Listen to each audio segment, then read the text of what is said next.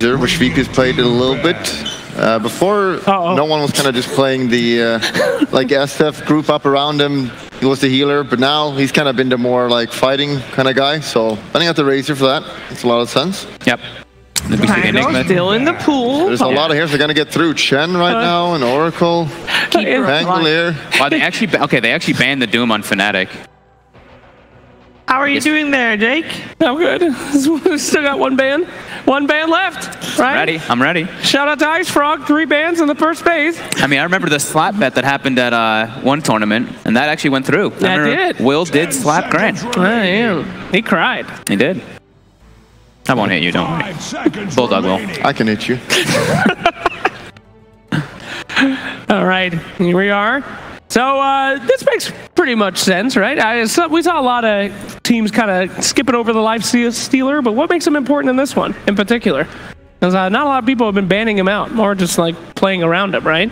The last couple of games. Yeah, I mean, it's just a safe, consistent hero. I think it allows you to it opens up your draft because it allows he can be this hero that can be left alone a little bit at times, so it can make moves. You can make moves around with your supports a lot. One more ban. It's a Nyx.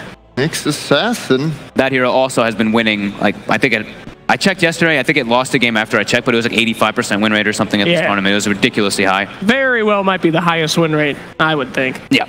Kind of find that surprising because I don't feel like when I watch him that he's kind of taking over the game and doing like so much, but it's just going around Invis, scouting super good, especially like in this kind of level of Dota, knowing where the enemy are at all times like super valuable, and just a team fight you get from it as well as a position 4 is pretty powerful. I feel like he's really good against the popular heroes too, right? It's like he limits you picking these like pucks and these int heroes, and some teams like they really like their death prophets, and this just makes it like, okay, now we're not going to pick a int hero for our mid lane. It dissuades you from wanting to do that, and Bulldog gets to punch you in the face. Fuck! Bulldog, don't! Unless, I was going to say unless VP picks it up, because that is technically also a deny to Fnatic. You're safe. You're good. You're good. God. Virtus.Pro snagging up that Pangolier as we thought. I've been saying it all turn. You can't give Fnatic that hero, and VP's ability to not only have that be a flex pick, but a very powerful one with their 9 Pasha no one. Leads though, the Chen is still open here, which we've seen and being banned like throughout the entire tournament, pretty much. They've got the puck option too if they want to do it versus that Pango. They can open up with it. They play Furion a little bit. They want to play that, the Oracle as well. I really want to see an Oracle Chen. It's been a long time since we've seen something Oracle a double and heal. Chen in the same team. Double heal. But what are you gonna? You don't have disable or anything. Oh, come on, though. Double heal. Oracle's disable is actually very useful versus the Pango because you lock him, you can't swashbuckle when you're rooted. You also have good burst damage, and Pango, he's actually kind of squishy early on. You know, his HP, he doesn't have the high strength gain. It's once he starts getting those items, then he's a lot tankier. So I actually really like this Oracle versus it. And right up, wow, they're just instantly going for their carry. Surprising, and it's a PA of all things. Now, we've seen PA with various results. Obviously, it's been working. It was working okay for PSG LGD and for Secret, but other teams generally have the tendency to lose with that hero. Yeah. I think when you open up with it like this, you're going to actually like force bans right now, because now it's like they're going to pretty much have to, you want to ban Magnus. You don't want to give him the Magnus and the Oracle and the PA. Yeah, and just the one thing that's really good about it as well is they pick up the Shadow Demon. I like it. I like Shadow Demon versus the Oracle just because you, if you ult the target that's actually Oracle ulted, it constantly dispels the heals. So if you're using the Purifying Flames, it's just purging it off constantly, purges off the Fate's Edict. You can't actually protect targets that the Shadow Demon's focus firing as efficiently anymore with that Oracle. Noted for my pubs. Thank you. Just the problem with PA also early game is that you cannot really fight at all. You need BKB to fight, and that's kind of the thing that Oracle enables. That she can just jump in, go ham, and if she gets endangered, you just ult her with Oracle, and that's kind of why that's kind of a good combo. I like the dual lane as well. It's very threatening. Like level 2, you both have these high damage abilities and ways to close the gap on heroes. So you can definitely, if this is a Pango off lane, PA Oracle can shut it down super hard. Well, we're absolutely going to be seeing that Ice Respect ban for the Timbersaw coming out there. And interestingly enough, the Tide Hunter. We did see VP pull out that big old carry almost tied yesterday. Team fighters. There's still a Brewmaster in the pool, which I think is definitely going to be heavily contested here if it's not banned. They have to, they have to ban that that puck. But now look, the Magnus is left open if Fnatic doesn't want to go for it. Since they banned Timber, they banned puck. I mean, Magnus is a hero that they play in multiple roles. They play it on. I don't think DJ's played it, but not a whole lot. But Ice used to play it a lot. back in the past when he used to play it offlane. Pretty interesting stuff, you know? You'd almost think that they had plenty of time to ban out that Timber. But preventing that Magnus pick does seem super important. So we'll see if they're perhaps prepared for that or if Fnatic even wants to go for it at all. Yeah. Well, when we talked to our Seek yesterday, he was talking about the mind games and all that. And perhaps, you know, picking PA, as Fogg said, you're forcing out a ban. That is what Fnatic wants you to do. So did you waste a ban on that? And Virtus.Pro says, no, we're not playing your game, you're playing ours. Yeah, that's very true. Now, what concerns me here is, as Puppy said, PA can be a really good hero, but you have to build the entire team around it, right? And they already know that they're doing that. That strategy's already been revealed. So there's plenty of ways that we've seen people deal with this PA. You just get a lot of nice aggression, run in there and kill them before they can really get any good items. If you could do it pre-BKB, it's kind of a free game. So VP has a lot of ways that they can still do that. And they've got a nice save. They got Pango to initiate, but they can really get some punishers out here. There's their DJ Shadow Shaman. Yeah, we've seen it like so many times. Yeah. This is just a hero that benefits so much from farm as well. Can just win you the games late game, and you get the Avalanche, Blink, and a BKB if you want to, and you can just lock someone down for 7.5 seconds. It's pretty powerful. Just good lane pressure as well. He provides you like everything, right? He provides you a good lane, he provides you tower push. He's just a bit slow, but everyone just starts with boots now, so... Not too shabby. You know who is a hero we've seen a lot of? Might not see it this game, but Disruptor. Oh yeah, been pretty valued by everybody in the coming up on the finals here.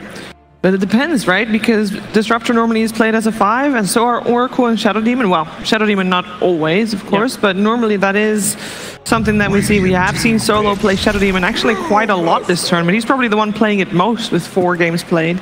VP has just so much team fight now in comparison. Fnatic pretty much has none. I mean, Shadow Shaman gives you a little bit, but in comparison to Pango, Brewmaster, it's pretty irrelevant. Yeah, you don't really fight into this without BKB. Yeah. Right now, PA can take a while for her to get it, and the lane is not the most fun. Brewmaster's got evasion. Wow. There's the Magnus. For the simple Magnus. You play in a game like this, you just go back to the basic. Yep. Pretty simple combo. You know that you can 1 RP mid or late game, you just can win the game, right? So it's a very simple thing to do in theory, but actually doing it in a game is not that easy. Now, this is a core Magnus. Yes. And I think the difference is sometimes he can sub for a bit, but he has a Shadow Shaman that's going to be helping him in the lane, and that's it should be able to secure it a bit for ice on that mag. Yeah, they might have baited that a little bit just to make sure that Ramses picks a strong laner against Magnus now and just win the lane maybe. Yeah. But as you said, they have Shadow Shaman, which is pretty strong. Magnus has got nerfed in the laning stage a bit with the Empower. Not as strong anymore. This also could be like this first pick, first 2 Shadow Demon actually is really useful now because now they have a save. Yep. And it also the Dispel again. If he ults this PA, Empower is going to be removed inside of the team fights and any type of save potential too from that Oracle. So I think this is actually pretty good preparation. I mean, Brewmaster also, he has the Dispel that can work versus the PA inside the fights, and he's a way to hunt. You find the backlines. You can look for this Oracle with your little Wind Panda guy. Are we intentionally zooming in on Ramses? Closer, please. I like it. High I'm not sure if it is dirty, actually. Maybe it's just the coloring. Terrorblade coming dirty. out. No. Yeah, they've got ways to protect the TB. They've got frontliners with the Pango Brew. They've got the Shadow Demon save. We've got the Illusion combo too. This is looking good. I don't know. The team fight in itself, I mean, Brewmaster causes so much chaos in these fights, and right now, I mean, without PA and Magnus setting it up, what's Shadow Shaman going to do in these team fights? I mean, it honestly is a super hard game for Magnus as well, because you want to get the big RP. Pangolier is going to run around in the ball, so you're not going to get RP that guy. Brewmaster is going to be ulted, so you can't really ult him either. So you have to have like the super good initiation to really get any fight going, and that's super hard. And Terrorblade is again like super high armor, really good against PA. Yeah. And he also is going to have that frontline Pangolier, Brewmaster that you have to get through to get the Terrorblade, and I don't know how you do that right now. Yeah, I think they need some type of vision aspect on the side of Fnatic, but their last pick is their mid. Some way to just keep tabs of where the Shadow Demon and the Terrorblade are, just so they can get those good jumps on in the back line. The hero. Yeah, the puck is gone though. That's probably would have been like the best one. Anyway, they would just go back to their Invoker again that he plays. Feels a bit greedy, but it does provide them more team fight if they're able to get away with the lanes. Well, luckily for Fnatic, the first pick is last pick is going to them, so they can counter whatever is coming their way, which Virtus.Pro is going to pick last. Virtus.Pro is, by the way, still having almost a minute left in their bonus time, so they can take all this time if they wanted to talk through what they're going to be doing this first game around. Yeah. Fnatic hasn't done it in a while, but they used to be tinker pickers, especially versus Terrorblade. Yeah, I think they just need some fast hero. Something annoying like Tinker, sure. I don't know how Ember works here. Something annoying and fast. Wow. Oh, Ember actually, yeah, with the Magnus too, that can be pretty nice. I miss the old Zeus to counter Terrorblade days. Those were hype. Show me that Nimbus. That's fallen quite to the wayside. I don't think you can play Zeus versus Pango Brewmaster. I don't think you can play Zeus hardly at all anymore. That's also very true. What can he do? That's VP want to get to position 4 left. 99% right here. Team pick. Radeon team pick. And there's a Rubik coming out. Rubik. Oh. So Rubik versus that Magnus. He's got that power. Yeah, he's got some good spells to steal. Shadow Shaman and Magnus both are. You're pretty much always going to get something decent. Rubik's had some trouble against PAs before in the past, though. Her ability to basically just go on Rubik and blow him up with one shot to make sure that all that team fight possibility doesn't happen is pretty good. We've seen it a lot of times against that Rubik. But as long as it's position 4 Rubik, he will have farm and then he should be able to survive. There is a chance they might swap them around and have Shadow Demon 4, but that's pretty unlikely. Because I've seen Solo play Rubik as well, but I really hope to just put farm on the Rubik, because that guy can be really scary. Yeah, I think you should probably make that at the 4. I mean, Solo tends to play that Shadow Demon. Rubik with items, this game looks great. If you can always have like a positioning item to catch the Magnus, or your own protective item to protect yourself from PA. Yeah. Really good for VP right now, but he is kind of like a godlike player, so his pick needs to be real good here. It's the Ember. There you go. Yeah. Pick the Ember. Ember Spirit, do you think that's good enough?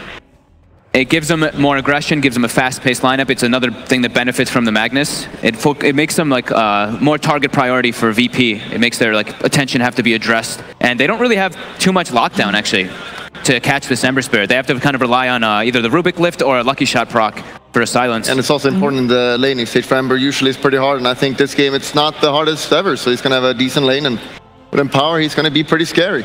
All right. Talk to me, Bulldog. Who do you want to go for? I feel like that pick does a lot, but I still think VP's got an overall better lineup, just way better team fight, and I think that's gonna win them the game ultimately. All right. I think if Fnatic can actually like hold it off and they're able to stall the game out, I think they're going to be able to take it. It's just all this team frame from VP, but I think Fnatic's shown really that they know how to play versus VP, so I'm going to side with Fnatic this time.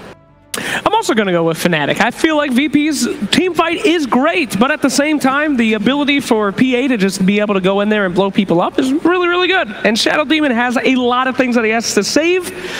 Maybe too many things. All right, then it's balanced in all things, as I am going for a Virtus.Pro here for the first game of the series. Feel like they have turned their curse around. Remember, vote for your MVP during the game. And of course, you guys, it's the first game of the day. We're gonna need you to make some noise here for Moxxi and Lizzard. Woo! Nice, Tom.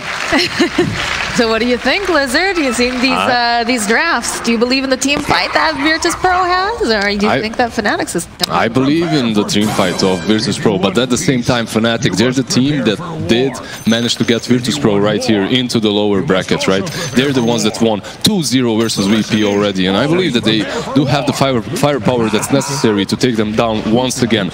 However, last night, that was really difficult. 2 AM loss versus Vici Gaming. I just hope that they're still not hangover from that amazing series.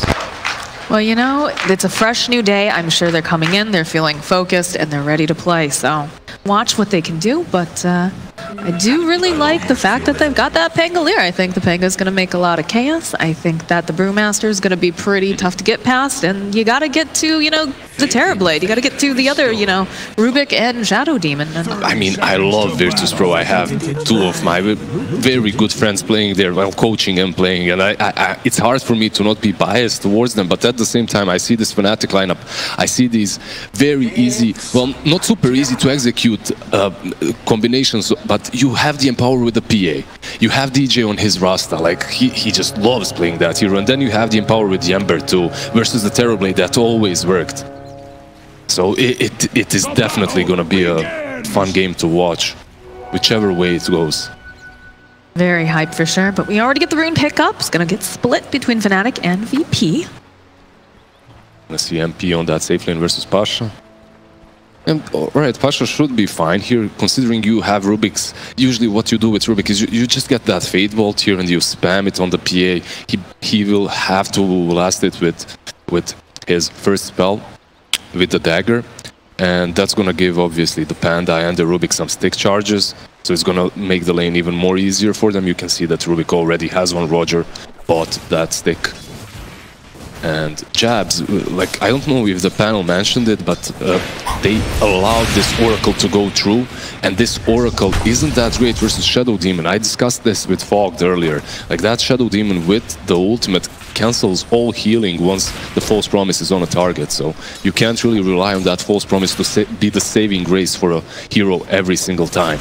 And that's kind of the perk of having this Oracle, is the fact that, you know, you're going to be able to stay as far back as possible generally, because you don't want to end up, you know, being the first target. But decent amount of harass getting thrown over here onto Roger. He has been zoned out a little bit, has to move back. Heal up. Ramsey's at the same time on the top lane. Only one CS so far.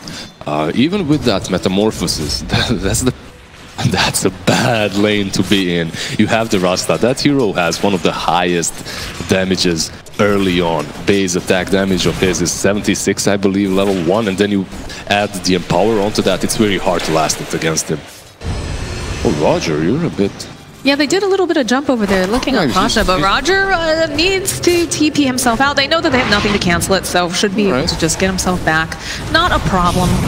Not a huge... And they've got their eye on Solo here, though. He's already used the Disruption. iSkyCloud's just going to throw out some more harass. Maybe block this camp over here so it doesn't spawn. Yeah, just body blocking it a little bit, not allowing the Turblade to have a good time on that top lane. You can see he has 6 CS right now. But that's typically one of those heroes that's going to end up just going to the jungle anyways, right? Yep. Yeah, that's usually what happens. I believe Rubik is going to be the one that takes over the lane if Ramses goes to the jungle. You just love Terrorblade because of that, as he allows one more support. Oh, are they going to be able to body blocking here? I'm not sure. They're going to try to skewer out. TJ going to just TP himself away. At the same time, Solo. Solo's fine. Yeah. He's fine. He should be fine. Yeah, he's completely fine there. Roger, however... It's a lot of harass being placed on this Rubik, but I'm pretty sure that, you know, the PA, she just wants to farm, just wants to hit creeps. Yeah, the thing is, once they use these nukes onto him, he uses Fade Bolt and they deal like 30 damage each. They're basically creeps versus this Rubik, so he's fine with trading last. He's got to watch out, though, too. Once they hit the level 3 over on that Oracle, we'll get the 2 points in that Purifying Flames, plus the purging of it. That does a lot of damage. That becomes a bit more difficult, especially with the low cooldown. Purifying Flames. Oh, looks like the skewer comes back here. Ramses has to walk himself away. They do have that hold on to him. DJ's he going to be able to get the first blood? Ramses is going to get it. Oh, he manned up right there and he gets the first blood on the Rasta. Yeah, he dies afterwards, but I think he's fine with it. He was... Basically what this does is it sends him to the fountain, gives him some gold, and he also manages to buy his items and some more regen, comes back fresh to the lane. All right.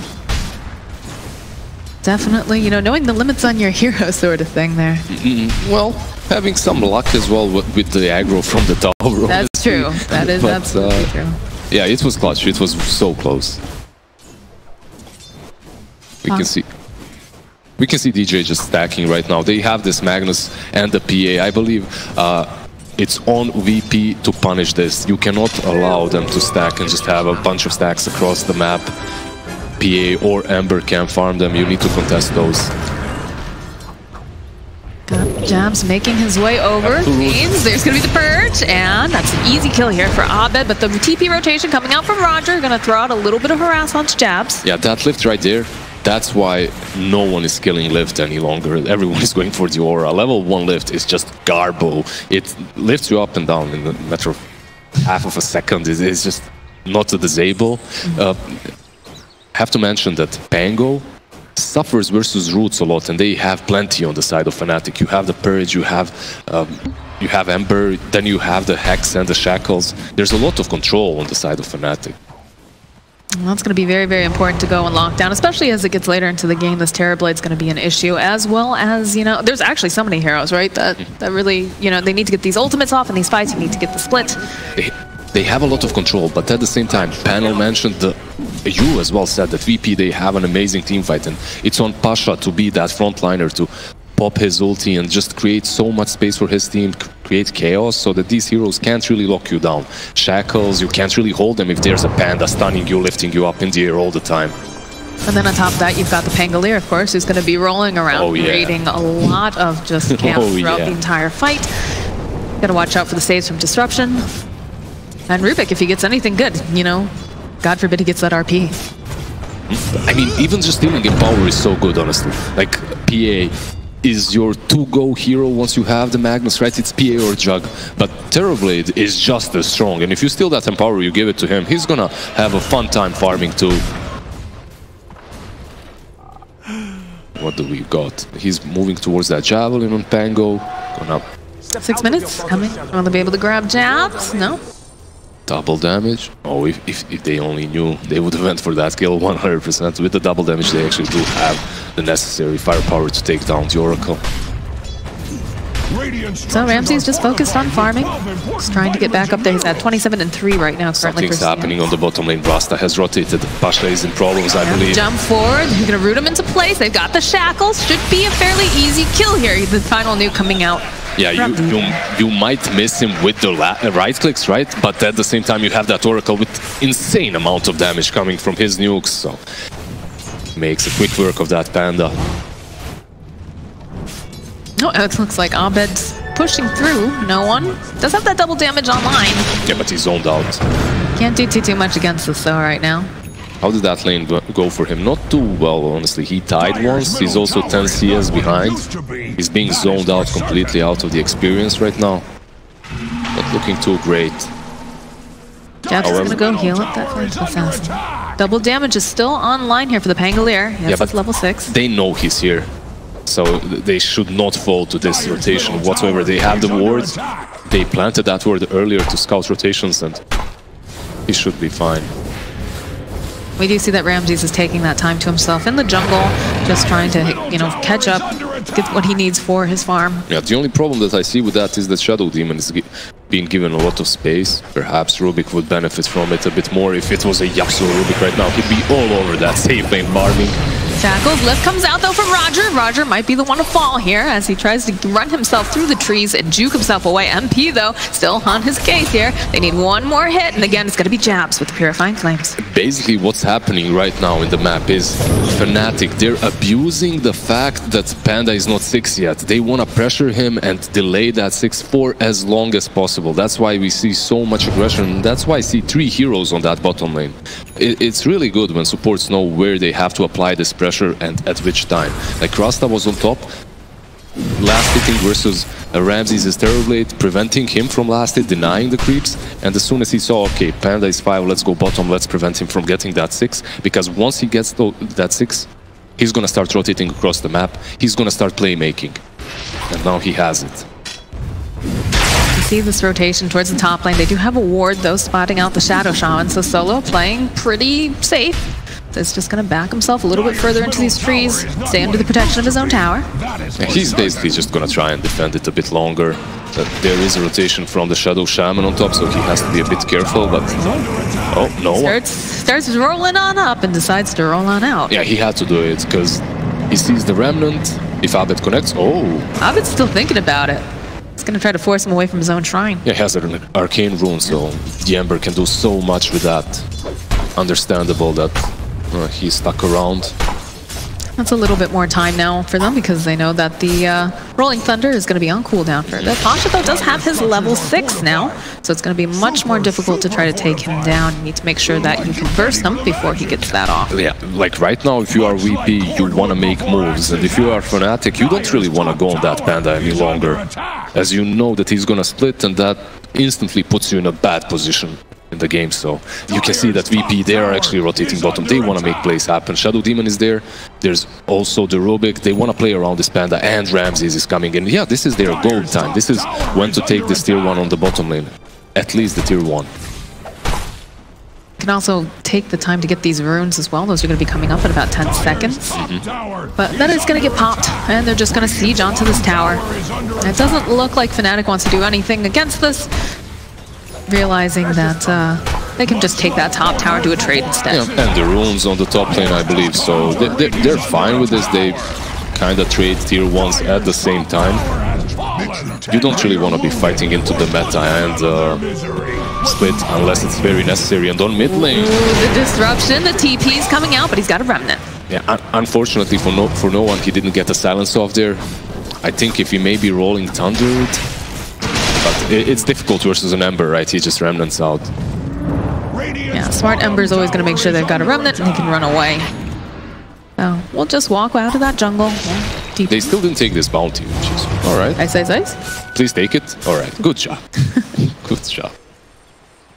So my next question now is, you know that meta's on cooldown. You know that Ramses is just going to be farming up in the jungle. Do you try to make a play here? Do you try to get the jump on him? Like you can no longer get the jump on the Brewmaster. Yeah, usually you would if you are Fnatic or any team that plays versus the Terrorblade. Once you see that meta is off, it's your go time. However, in this match, you have a PA with that Empower farming, and those stacks that we talked about earlier are being taken by that same PA. Oh, the split. They use the split. They want to just jump on Ice over here.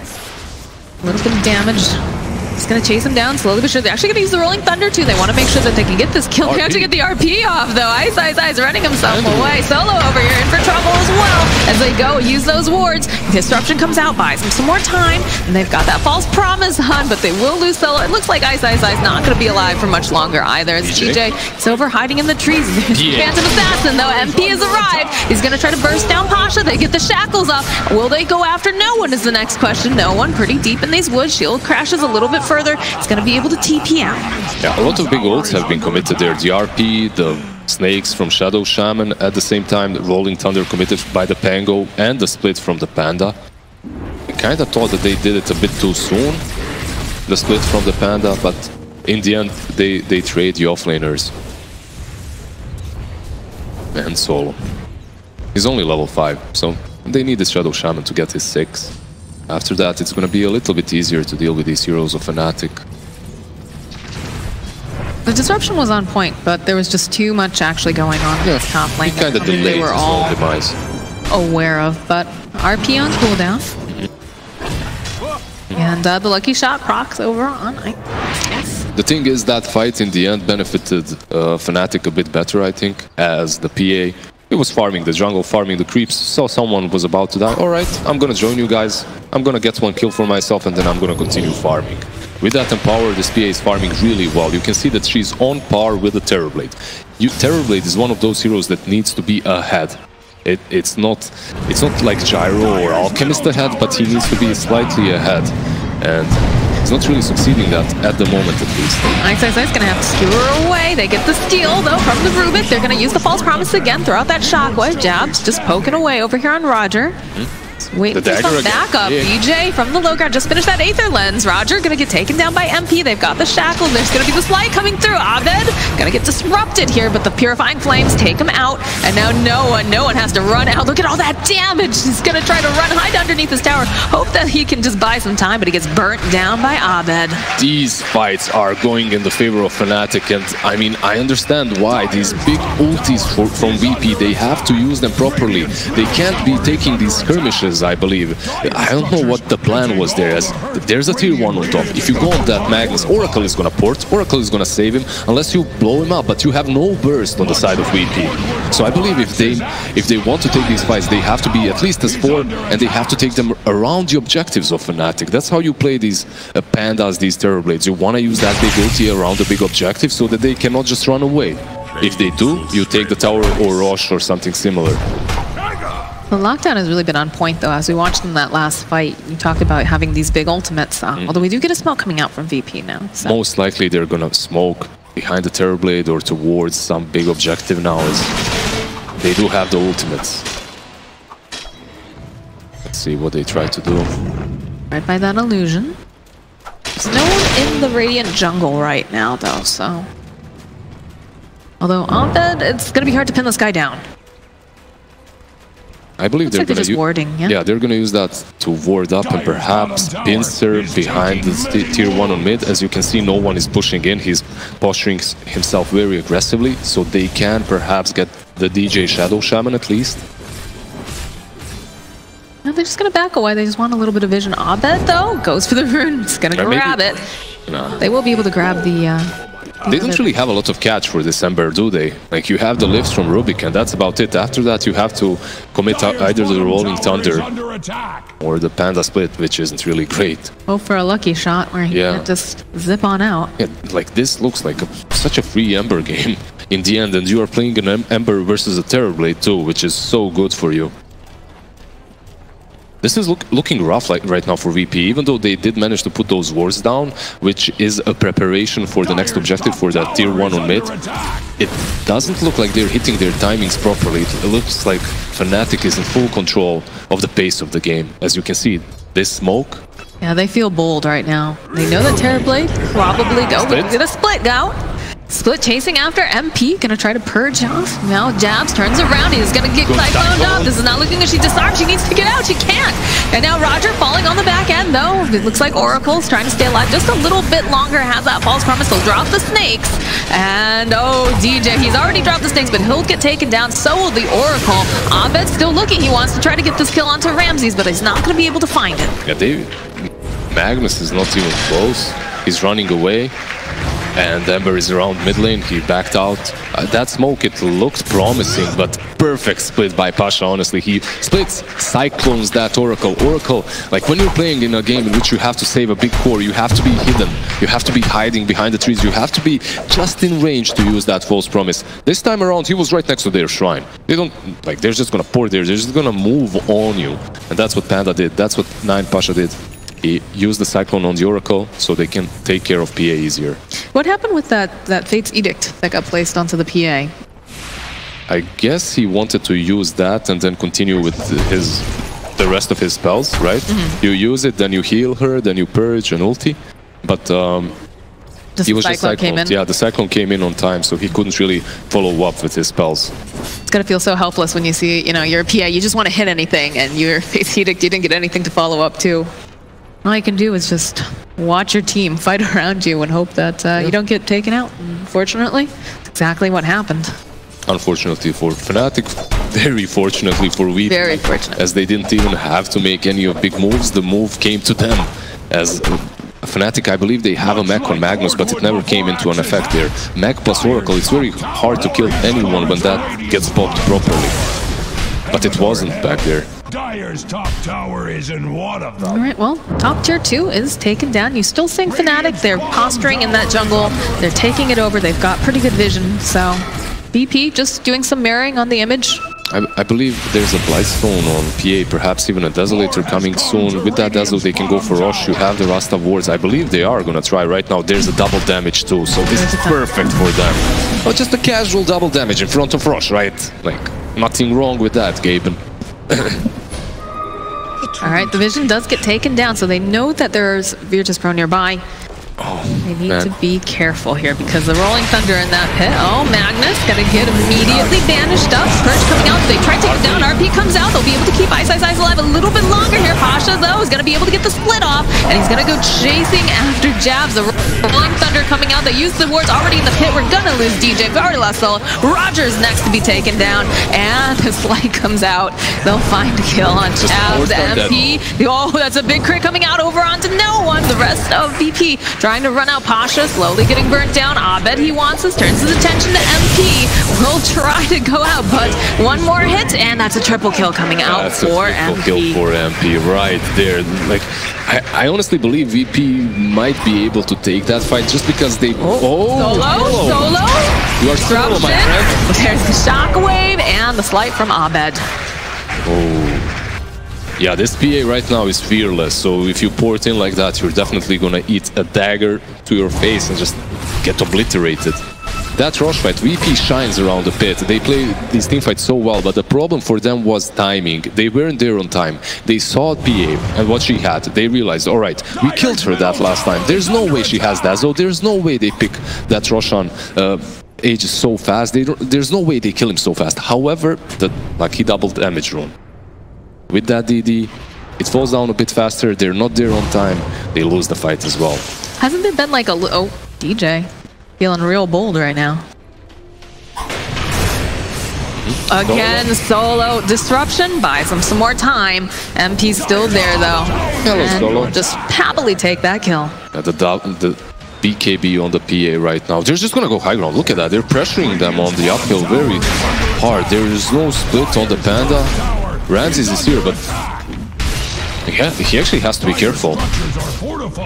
And the positioning from Jabs too, just staying as far back as possible, wanting to make sure that, you know, he can just heal up. They'll pop the Guardian Greaves, they'll drop some snakes as well. Yeah, that's where Jabs shines, honestly. His positioning is usually flawless. We saw it in his Winter Wyvern plays, and here with the Oracle, he's very similar. The wards, they're gonna be taken out. Hex comes out, MP. Still have no one alive, will pop the mech, they'll take the tower, the disarm comes out on the PA. Abed just gonna back off. They'll heal at PA, just throw out a dagger. I think if you're a Fnatic, you move back, you take these 2 bounties on top, perhaps you take down the shrine of theirs. Now, it's the game of resources. Every single time you take this tier 3 down, it opens up the map so much for you, as you can take the shrines. After you take down those shrines, you can ward around their map and just keep them choked in, keep them just hiding on their high ground. Don't let them out. If they are not out, they're not farming, you are basically taking care of the whole map. And eventually, you're just going to be too strong for them to deal with. It feels very disciplined coming out from Fnatic right now, right? Because they took the Roche, they took the tower, they're backing now. They're kind of living over in that jungle, but they've smoked up too because they realize that there's going to be some mirroring coming out from the side of VP. In fact, Ramses over here needs to be careful. He is on the high ground though. But instead, they'll be happy and for Roger. There's the Hex coming out, followed with the Shackles, and MP just crits him. Yeah, this was a fast movement by Fnatic. They fell back from the top lane, but instantly they smoke in and go towards the bottom.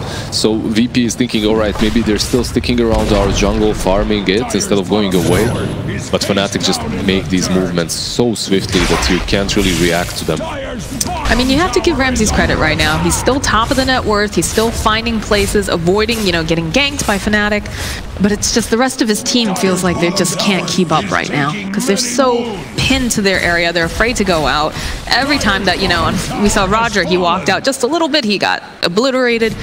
Solo, every time he seems to show up, there's always the PA there who just blows him up. And he's doing really well. Don't get me wrong. This DB is doing fine, but you see who's actually selected right now is this Ember Spirit, Abed. He's itemizing so well with the Maelstrom, with the Shivas. He's going to be destroying those illusions of Ramses in a matter of split seconds. So I'm not certain if this net worth of Ramses is going to come to any effect for VP. I'm just not certain how much he's going to be able to do in these upcoming team fights. Now, is it better for them to... Okay, Pasha being bold over here. Just going to force the Remnant out. And the Shivas is completed now. Is it better for VP to take this fight on their high ground, just wait patiently, or should they try to smoke up and make something happen? Of course, they have the Aegis, so you don't want to fight into that, but... Yeah. DJ! DJ uses the Serpent Wards, gonna hold him in place. MP just happens to be in the neighborhood, and Pasha's just out of here.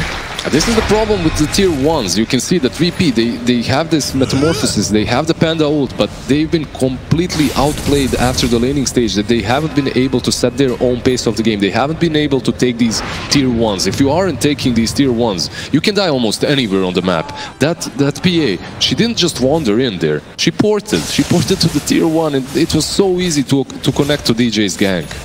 So yeah, they definitely made the game a little bit harder for themselves than it was actually necessary, I believe. To get the Desolator pick up on the PA now. So they just lost that Aegis. Is it time for them to basically, you know, sit back, they're in control, wait for another Aegis, or does that give Ramses too much time to start to try to catch up? The rest of the team, obviously, on VP. I think they just continue playing the same game, the game that they have done so far. You get these pick-offs, you try to find them around the map as you have warded their side of the map. Obviously, you see Ramses right here, right now, that he's farming, and perhaps you can get a pick-off on him. iSkyCloud, he's lurking.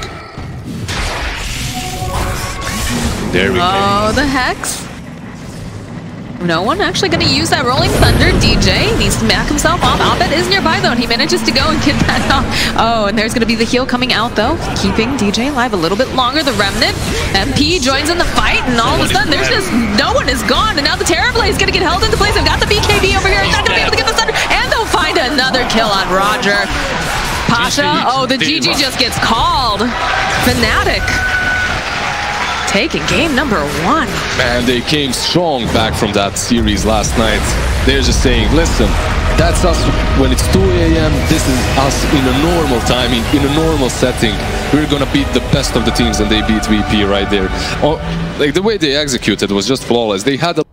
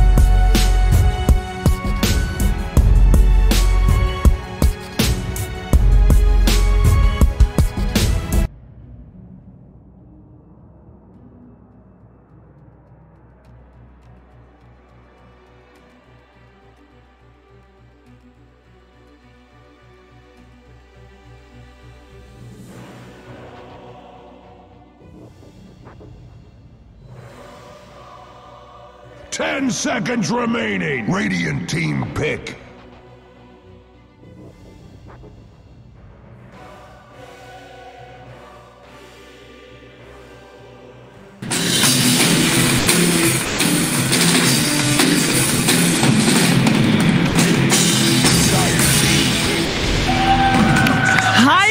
Dota 2, aggression, kills, fights, apparently team fights, maybe not as much, but definitely some action-packed Dota coming your way here in the first match of the final day of the Stockholm Major. Welcome back to Corsair DreamLeague Season 11. We have Fnatic and Virtus.Pro, and we are in the draft of game number 2, where Fnatic is one game up, and that means they are 1 game away from securing their place at the International 2019 and their place in the grand finals here today, and the opening has been done. And they just get their favorite hero. Literally their 2 favorite on the side of Fnatic. Oh, Lord, they coming. They do have a decent, approach here though for VP. The Puck versus that Pangolier. Nyx also can work pretty well versus the both of these heroes too. But I mean, this is bread and butter for Fnatic. They have to be super happy that they got these. The Oracle gets banned this time around, and Batrider also was taken out by Fnatic this time, which is bit of an interesting one. I mean, as nice as Fnatic has right here, definitely 2 of their favorite heroes. Not too shabby for VP either. Yeah. Puck and Nyx Assassin, highest win rate on Nyx, and then the Puck is in some deadly hands here. Yeah, and he's versus Pango, so. Yeah. We have another ignore of the of the Chen. What's wrong with the Chen? I think Chen was good. It's over. You know? People have forgotten. It got banned so many times that when it gets through, people have forgotten how to play it. They don't even know what the hero does anymore. And maybe the position 5 changed a little bit. We see a lot more saving 5s, and Chen is a little bit of a saving 5, but not as much, perhaps. I think he could still creep back in. I think there's definitely a chance that the heroes can even get picked up like later on. That sometimes happens with like tournaments, right? You get to like the later stages of the tournament, heroes start to fall off, and then they start getting start getting picked in like the later stages, and then it comes back in toward the end, and they start picking in the first 2 again. I don't know. I think the hero's still very strong. It just these teams have a different style that they want to be playing. Just lots of battling. We got a Darkseer ban, a Lone Druid ban. What are we thinking about these openings? Because we had a lot of fights previous game where Virtus.Pro couldn't find that team fight, so now we're maybe looking for shorter cooldowns with fight potential. Nyx Assassin and Puck are pretty good at that, actually. Yeah, they're still 2 good team fighters. Just this time around, they have way lower cooldowns, so they can keep fighting. They're also, Puck is a very strong laner, and they also can play it mid or off lane, which we've done a few times. Yeah. So it's just pretty open how you want to do. It's a little bit scary against Shadow Shaman now, because DG will get farm, he will get Evelynns, he will get Dagger, and you will get caught with Puck. So whoever plays Puck needs to play super well in this game. Maybe even get a Lincoln, but even then, you generally just want to go Dagon for the burst on this hero. So yeah, you got to get on top of that Shadow Shaman. Yeah, playing versus instant disable is always hard. Yeah, we've mostly seen Puck on Pasha on the side of Virtus.Pro, right? So that yes, could be an off-lane Puck here coming out for VP. Nyx Assassin will generally go to Roger. He's played the hero a lot over the last week. So not really keeping too many things a secret here, but I guess the same goes for Fnatic, because do you really want to see someone else play Shadow Shaman and Pango as opposed to DJ and iSkyCloud? I don't think so. Negative. I don't think so. Give those comfort heroes to those beautiful men. Shadow Demon ban.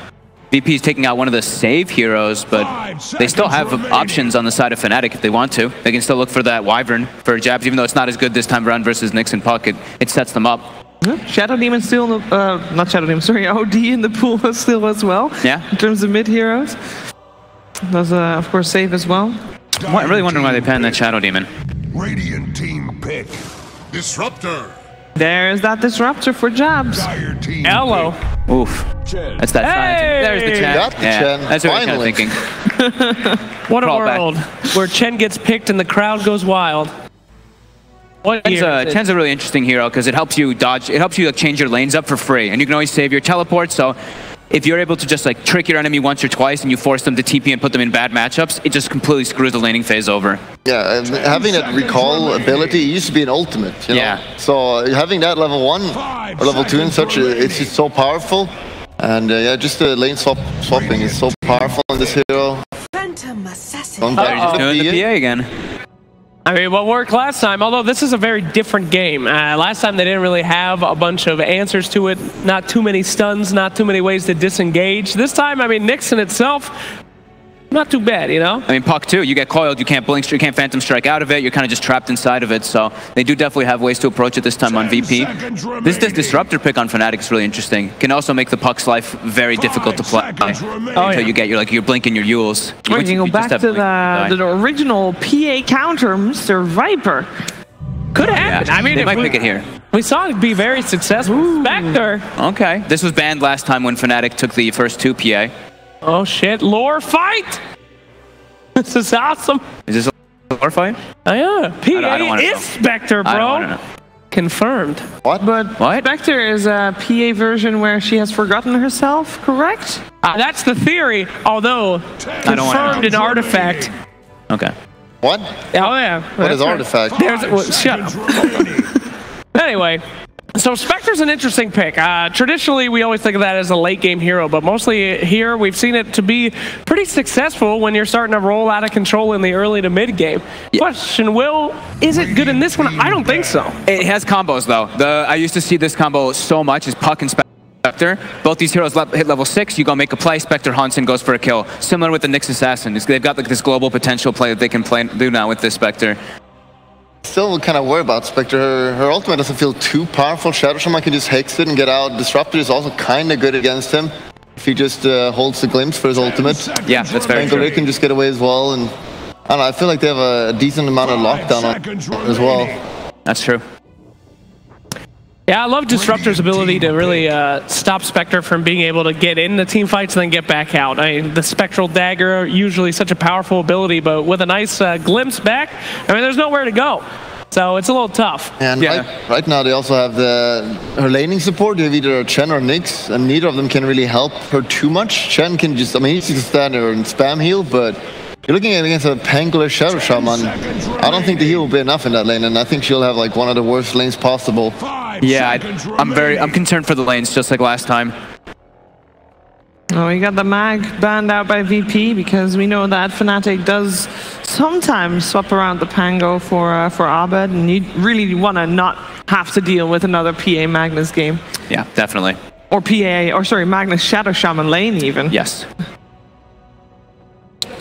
So what are we going for here? We had a ban out from a Tidehunter by Fnatic, so they are expecting something beefy team fighty. Yeah. Well, depending on what information they get, Fnatic could still look to go for their Templar Assassin in this game. If they know the Puck's mid, they just pick this TA, and then they have Phantom Assassin TA and Shadow Shaman for Roche. They've got the team fight around it too with Pango Disruptor, and then the matchup TA versus Puck is just really miserable, if it is the Puck mid, even though it hasn't been. Yeah, I don't think it will be. I don't think it will be either. I mean, it's such a utility. You just drop it on Pango no matter what he does, and that's where we see it be most successful, when Puck can really save her ultimate, or Puck's ultimate, excuse me, for any, just on the Pango roll, nothing else. Right now, last pick for VP. Usually when they're kind of cornered, they do like just go back for the OD, which is kind of good against Disruptor for save and Shadow Shaman. But it's kind of greedy as well. The Puck needs to have a good game to be a playmaker.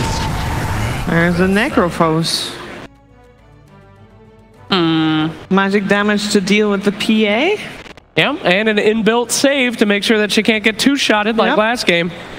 And you got some extra sustain on there as well. We like that. I just like seeing Necros with healers, you know? Make it, because he's always going to be the target in every single fight. And if he can just survive that initial onslaught and heal up through it, I mean, that's how you win with that hero on your team. Right now, who's really saving his ass when they all go on him? He's got Chen. Chen, the Divine Favor. That amplification of heals can work for your Necro. Okay. Amplification, sure. It heals too, and you've had a god. Yeah. It's something. Yeah, it's small, but VP's lineup just looks so slow right now. Yeah. Kind of worried. Puck has to do a lot of work this game, and Nyx, sure, when he gets 6, he can do something, but just looking at Fnatic, look at like how fast the start it's going to be from them. And I don't think Spectre will be able to survive this game. And we know that Fnatic likes to play that fast-paced as well. Like, even if it weren't for the heroes, they're going to make sure that there's going to be a lot of pressure applied early game. Granted, though, we've said that a couple times about Spectre, where we feel like she's not going to be able to survive that early game aggression, and she's done wonderfully in a lot of games. Not this game, Flax. Come on now. No, not this game. I wonder what they're picking. Me? It's the TA. Yeah. TA. I had a feeling it might be this one, even though now it's... They do have the 2 physical cores versus the Necrophos, but this is an Abed special. Yeah, this looks pretty good. Yeah. Again, like you're just gonna probably win all the lanes except bottom. Puck should win his lane, but the PA will not struggle too much. And I just think like this is such fast Dota. And if you get a lead with Tia, you get a free Roche with the Desolator, and you know she's super scary if she's a good lane, and she will have a good lane, and she'll get dagger and she'll just run around killing people. So absolutely Fnatic. All right, Fnatic for Mr. Bulldog. How about you, Fog? I call that, I really like that TA, honestly. Yeah. I love that pick for it, and I think it fits so well with their draft. If they can get the ball wrong, they're going to do the same thing as last time. Go Roche Pit, yeah. Gotta go Fnatic. Do you want to let those fans down, Jake, or what? Do I want to let those fans down? You know, my brain tells me VP has 0 chance of winning this game because of how aggressive Fnatic's going to be.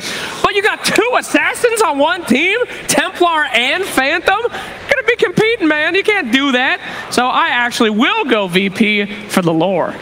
All right, I'm going to go for Fnatic for this game. I think that they play super fast. Make sure you vote for your MVP, of course, during this game 2 of the match. And next, make yourself heard for Moxxi and Lizzard.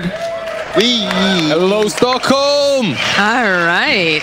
So what do you think? They've got a Spectre, and we've seen some really good team fights that have come out with an early Spectre haunt. Do you think it's going to be enough? They have the Spectre, they have the Puck. Honestly, with these heroes, they can definitely match up the 2 assassins. However, they did call it. You are playing TA versus a Puck, and it is an Abed TA. They actually won versus Virtus.Pro already with that TA. They were playing the TA into no one's Shadow Fiend, and I don't feel like he wants to be playing versus the TA. And like he already suffered once. Having a bit of flashbacks maybe, where he's like, oh no, not like this. And you know what? Here we go. I don't want to play versus that TA, at least not as a Puck. So they put the Puck on the offlane, they take the Necro down mid. I was wondering if this might happen. And they are adjusting their lanes. Well, Necro still isn't gonna do like super well, but he should be fine. He should be much better than a Puck. Puck would get crushed on mid. So VP, they did adjust their lanes properly at least. He's going to be able to sustain in the lane, and that's going to be really important when you consider the fact that Templar Assassin, she's going to be trying to line up those side blades every single time, try to get as much harass as possible. Another issue that I see for VP though is the fact that Solo is playing this Chen. Before Chen got changed, they played him a ton, and it was always Roger though. He loved this hero, he would play Enchantress Chen, he loves micro heroes. Now it's Solo on Chen, but Chen has been changed. Basically, it's your sustain hero. Like Witch Doctor, like Warlock, you stay on that safe lane, you heal up the Spectre, you make sure that she doesn't die and that she has a decent lane. She will be playing, though, however, versus the Pango and the Rasta, so that's a lot of damage going Spectre's way. It is going to be a difficult lane, even with that Chen and his Divine Favor. Well, you're going to get started, DJ, giving out those early tips here. Drop that Stout. Battle for the top rune. Pasha trying to route it. Will be able to just jaunt away. Roger. Is this 3 runes, right? 3 runes for VP. It's over. They won. That's to pack it up, guys. We don't need to cast this. Look at it. Oh my goodness. 51%. It's over. It's just gonna snowball from here on. Any case, in any way, we see the Puck and the Nyx on the off lane. And the better block mid. Wow, it's just done. Definitely interested to you know, see how Abed's gonna play this lane. Again, we do see that side blade spilling over at no one, but he's got sustain. He's got sustain, and so far, like that pulse, the first one was he almost denies the creep. I thought he was gonna be able to do it, but he does not, and because of that, he's not gonna take like any advantage after that first lane, after that first wave. Asha's just taking a lot of abuse here from Jabs. It's hard playing Puck into Disruptor in this lane. Jabs just uses his Thunderstrike and moves away, honestly. That's all you have to do. Thunderstrike is the strongest nuke level 1. If you get it on level 2 even, which some players tend to do right now, that Puck is not gonna have a blast.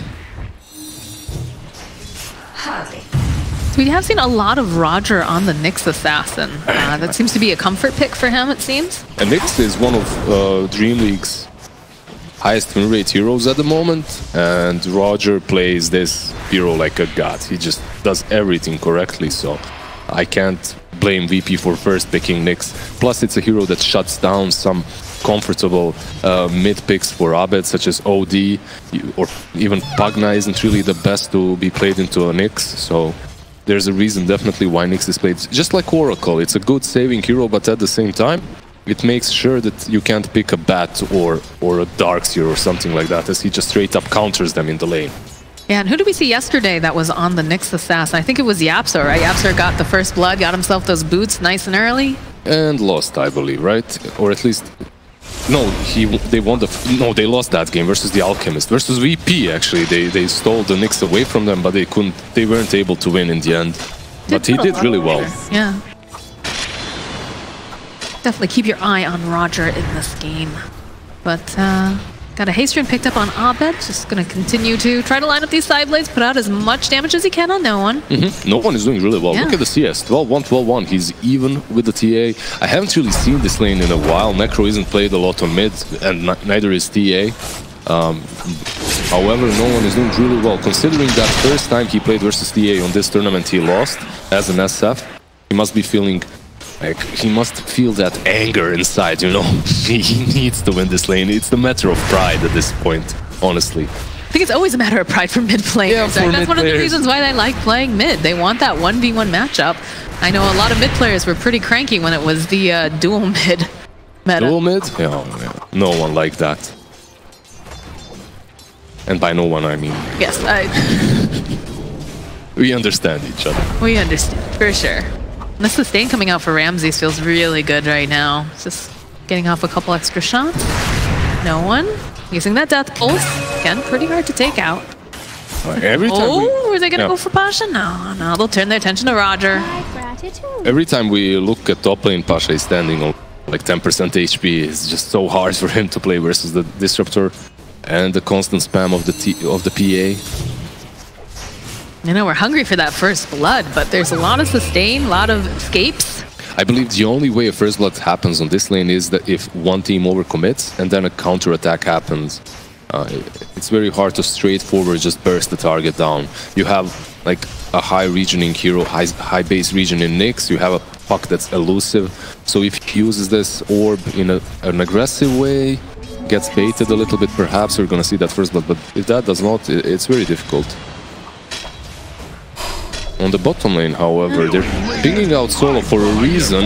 Yeah, they go get the shackles off. Dagger comes out from Ramses, Ether Shock, has a Fairy Fire. Sadly, iSkyCloud already used the Swashbuckle, I believe, on the Spectre, so they didn't manage to get that kill. Feels like everyone's just sitting so low, especially in this mid lane. No one is chasing down Abed right now. Doesn't have the refraction up for another couple seconds. Top lane, Pasha taking a lot of damage from the Thunder Strike. They're going to probably... Oh no, nice impale coming out. Roger, they turn this back around on Jabs. Jabs, he's trying to get behind that tower. They need a little bit more damage now. Roger, I think he's overcommitted. Has a Spike Carapace though. There's going to be the leap forward, and there's the first blood. Can't quite find that kill on Jabs. I don't know if it's the communication issue or what happened, but Puck went back when Roger was manning up. I think Puck...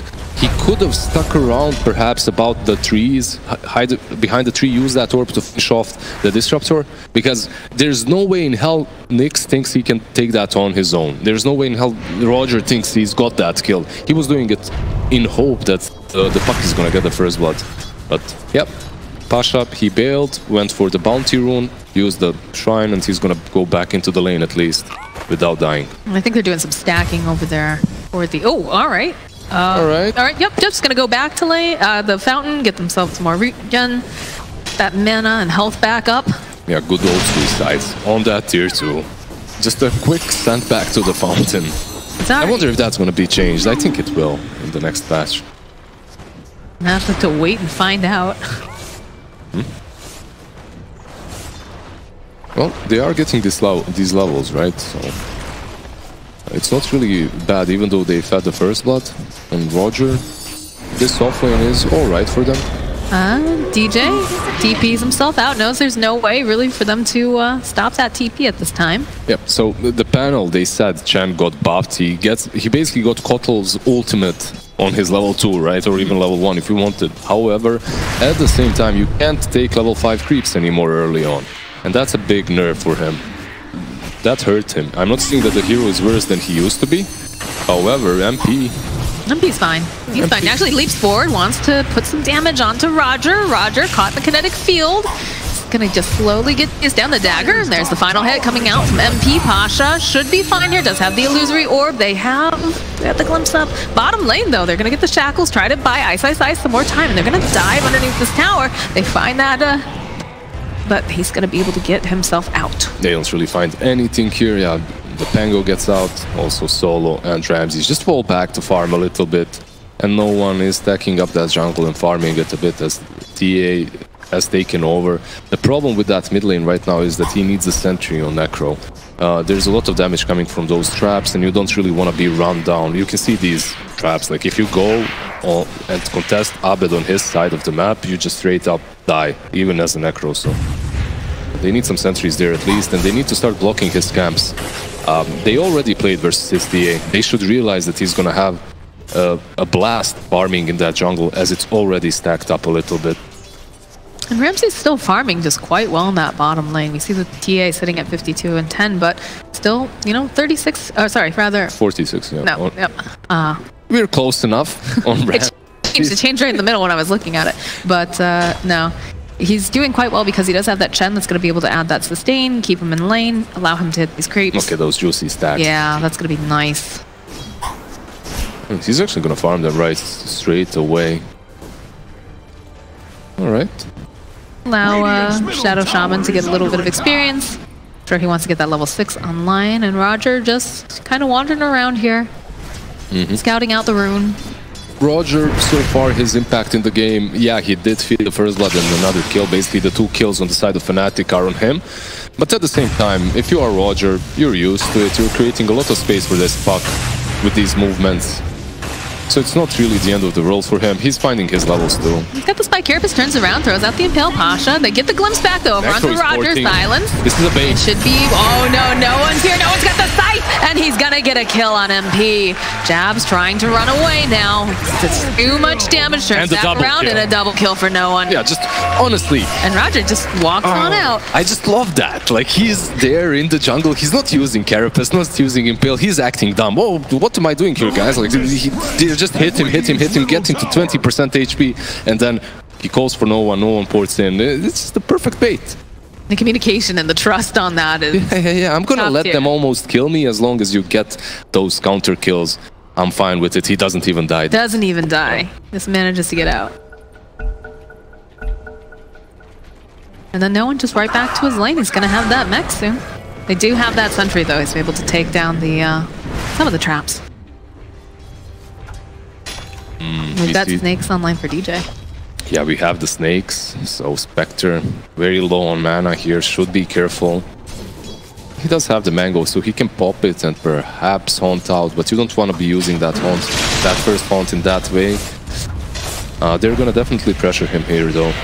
Solo gonna have to TP himself away. Milstrike does a lot of damage, not gonna be able to quite finish him off. His creeps though, run! Yeah, run there goes the Alpha.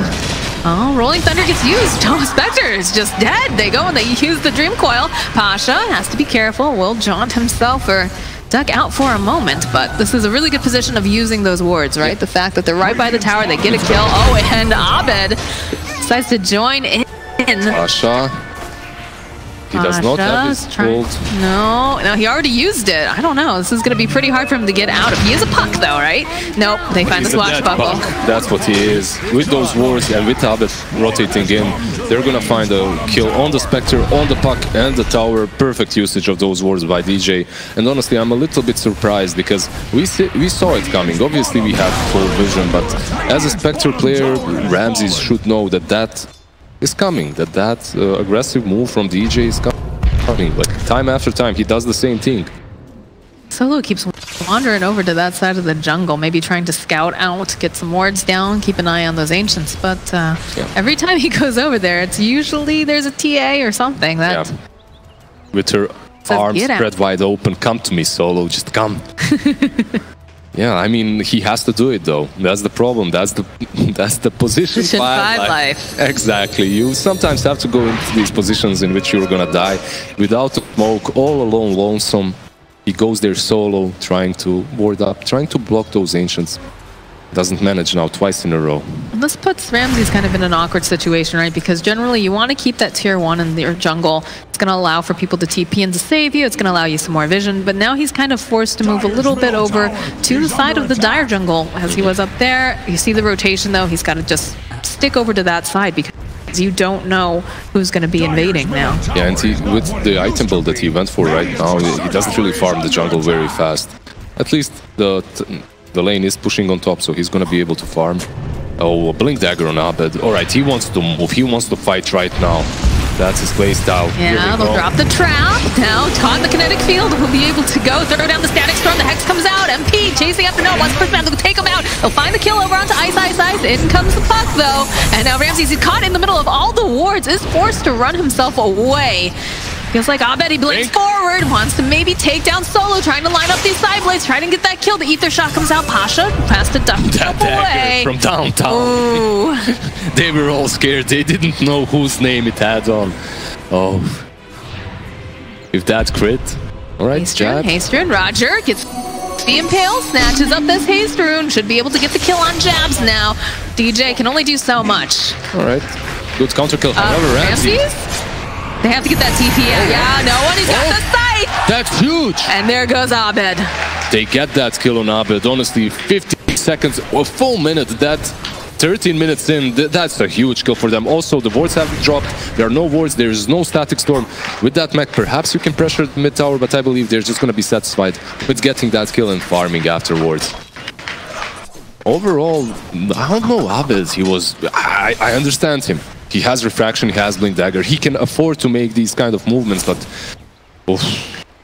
I mean, that this time around, it didn't pay off. Yeah. No, the TP coming out with no one really just put a monkey wrench in those plans. Having the scythe up, just you're a little too low. No one. Also, going towards that Radiance, has the mech, has a lot of sustain on himself. As long as they don't use that static storm on him, like, he should be fine with the Ghost Shroud to survive, versus the majority of the damage of Fnatic is actually physical, so you can survive as a Necro, and once you get that Radiance, it's gonna hurt Fnatic quite a lot. Lucky shot, finds him disarm. Pasha should be able to just jaunt away.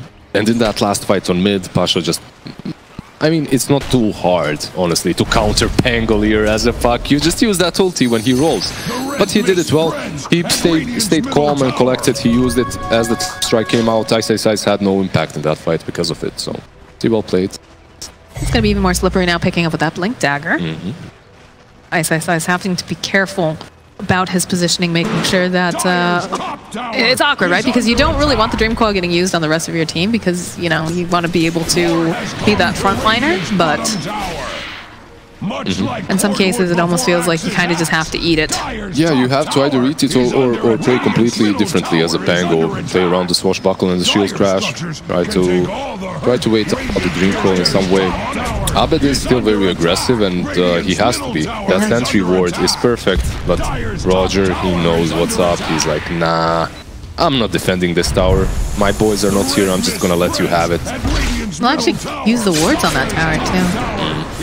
I guess to just do it a little bit quicker, but at the same time, I can see your point. The wards, they came a bit late, and perhaps they could have done it even without them. Sometimes these teams, they just decide, better safe than sorry, and if they decide to fight us, at least they're gonna fight us under our wards. Yeah, they've got really good vision coming out from the side of the Radeon. If you look at the Dire jungle, we've got 3 different wards set up, gonna be able to see if anyone makes a TP rotation. They need to secure a safe place for Ramses to farm. Yep. Because right now, there's too many people in that Radeon jungle. Yeah, the problem is, when you're playing a Spectre lineup, usually you want to have Spectre on one side of the map and you play on the other, and if it does come to a fight, that Spectre rotates in with the Haunt.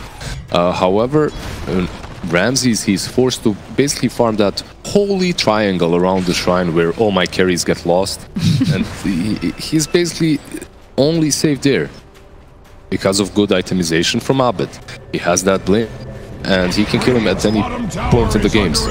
But a fight on top lane. Oh, the gloves back. No one, though. He's managed to get himself out of that static storm. The roll coming out from iSkyCloud. They use that hold coming out from Puck. They've had the iSkyCloud names on it. They'll be able to burst them down. They've got the scythe. They'll take down iSkyCloud. DJ now forced to run away. Roger's got the spike carapace up. Gonna land the Impale. DJ turns back around, gets the Ether Shock off, but not gonna be able to make it out alive. Alright, I believe that they did mess up the execution of that fight, but strategically taking the fight around this tier 2 versus a Spectre, versus a team that you know have set up wards all around is just equal to suicide, because they have every single advantage that they can have. They have the numbers, you're porting into them, and also they have the wards set up around this, so you can't really even juke them through the fog of war. Yep, a little bit sloppy played by Fnatic, I believe, and perfect execution by VP in every sense in that last fight. Just feels like it's starting to get a little bit more scary for the side of Fnatic, right? They have such a hyper-aggressive draft. You've got a Templar Assassin, you've got, of course, the Phantom Assassin. You've got a lot of people that dish out a lot of damage early. But it definitely feels like they're just kind of taking some interesting fights. Oh yeah, they're not always working out, especially with the Serpent Wards, right? The first time they dropped them, looked great. They were able to take down the Spectre. They were able to get themselves a tower, too. I believe this last fight shouldn't have happened for them. They should have just pressured the bottom tier 2 and perhaps forced them to go back on the high ground. But that's, I mean, in the heat of the moment, it's very hard to make these calls and to make proper calls every single time. And so far, that's one call out of 10 that they didn't really execute perfectly. So we can't really blame them. However, as you said, they have this hyper-aggressive assassin style lineup, right, and they also itemized in that way. Abed, he has that Blink Dagger, and perhaps if he had the Dazzle earlier, he'd have a lot more right now, but it's fine.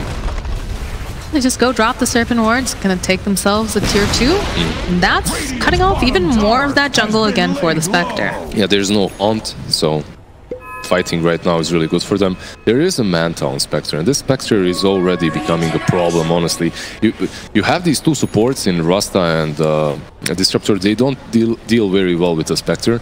They just fall. These heroes, when Spectre pops her ulti, there's just way too much chaos, honestly. It's basically what it is. It's not like she's a perfect counter to their team, but she creates so much chaos that they're gonna have enough damage to deal with Fnatic. And Radiance isn't even gonna be bought by Spectre. I believe no one is getting closer to it. Very close. Yeah, already he got has the relic.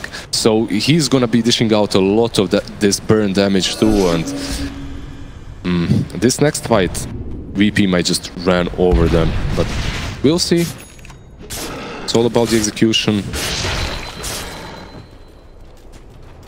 He's just been focusing real hard on that farming. Does have himself the blast. Yep. A good thing that Fnatic have going for them is they have the Dazzle almost completed on the TA. They'll have the ward. Perhaps you can sneak in the Rosh, take that. But honestly, this lineup of VP at this moment looks so strong. They just hit their timings a little bit faster.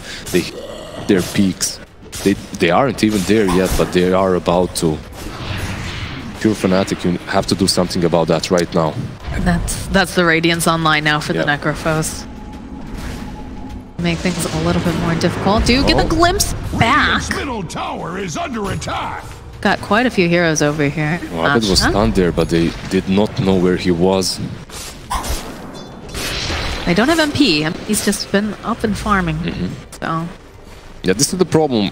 When you're playing versus Spectre, you kinda, if you take a 4v4 fight, it isn't really advantageous to you, as the Spectre is gonna join, while your carry won't. No one, however. Thinking about it. So, Static Storm gets dropped over onto no one, hoping that they can burst him down fast enough. The Haunt's gonna come out, though. MP jumps in, they go and they drop the wards. Hands of God, they take down Jab. They'll follow up with the Scythe, and MP are in this. Get that Rolling Thunder. We have some sort of lag problem. Kale. Yeah. Kale. This is a beautiful chance. Like, look at this beautiful team fight, Lizzard. This is the beautiful chance for Fnatic to realize just how they are. What can they do at the moment? iSkyCloud fly over the hills, bro. He's bouncing back. We'll be able to land on two different heroes. DJ gets his shackles off, but down here, they're going to be able to take down Abed, and they'll find a kill on DJ and just farm up these Serpent Wards. Easy peasy. That survives is that Pangolier of iSkyCloud. He's going to be able to snatch some bounties at least. But honestly, going on that Necro the way they did, even though Chen already used Divine Favor on him, even though he has mech, I mean, it's a sound plan. Static Storm into killing off the Necro before he can Gold Shroud. It is possible, but it's highly unlikely. And with that Radiance burn, they were missing one attack after another. The Static Storm ends, he used that mech, and after it, like, you could see the channel, he's just full HP instantly. The sustain from VP and the itemization is on point. It's very hard for Fnatic to fight into that at the moment. And they have a plan. There's a Vessel on iSkyCloud, not really your normal item on Pango, right? But with that Vessel, perhaps you use it on the Necro, perhaps you kill him before he can heal up, but it's getting harder and harder. Ramsey is going to have that defusal soon as well. What is the best play now for Fnatic? Because it feels like we've had 2 fights that have just gone really sideways for them, and with every fight that they lose, it's just becoming more and more difficult to get a footing in this game. It's hard to say, honestly. It's very hard to tell what they can do, as they're lacking everything right now. They're lacking the teamfight potential. They're lacking damage.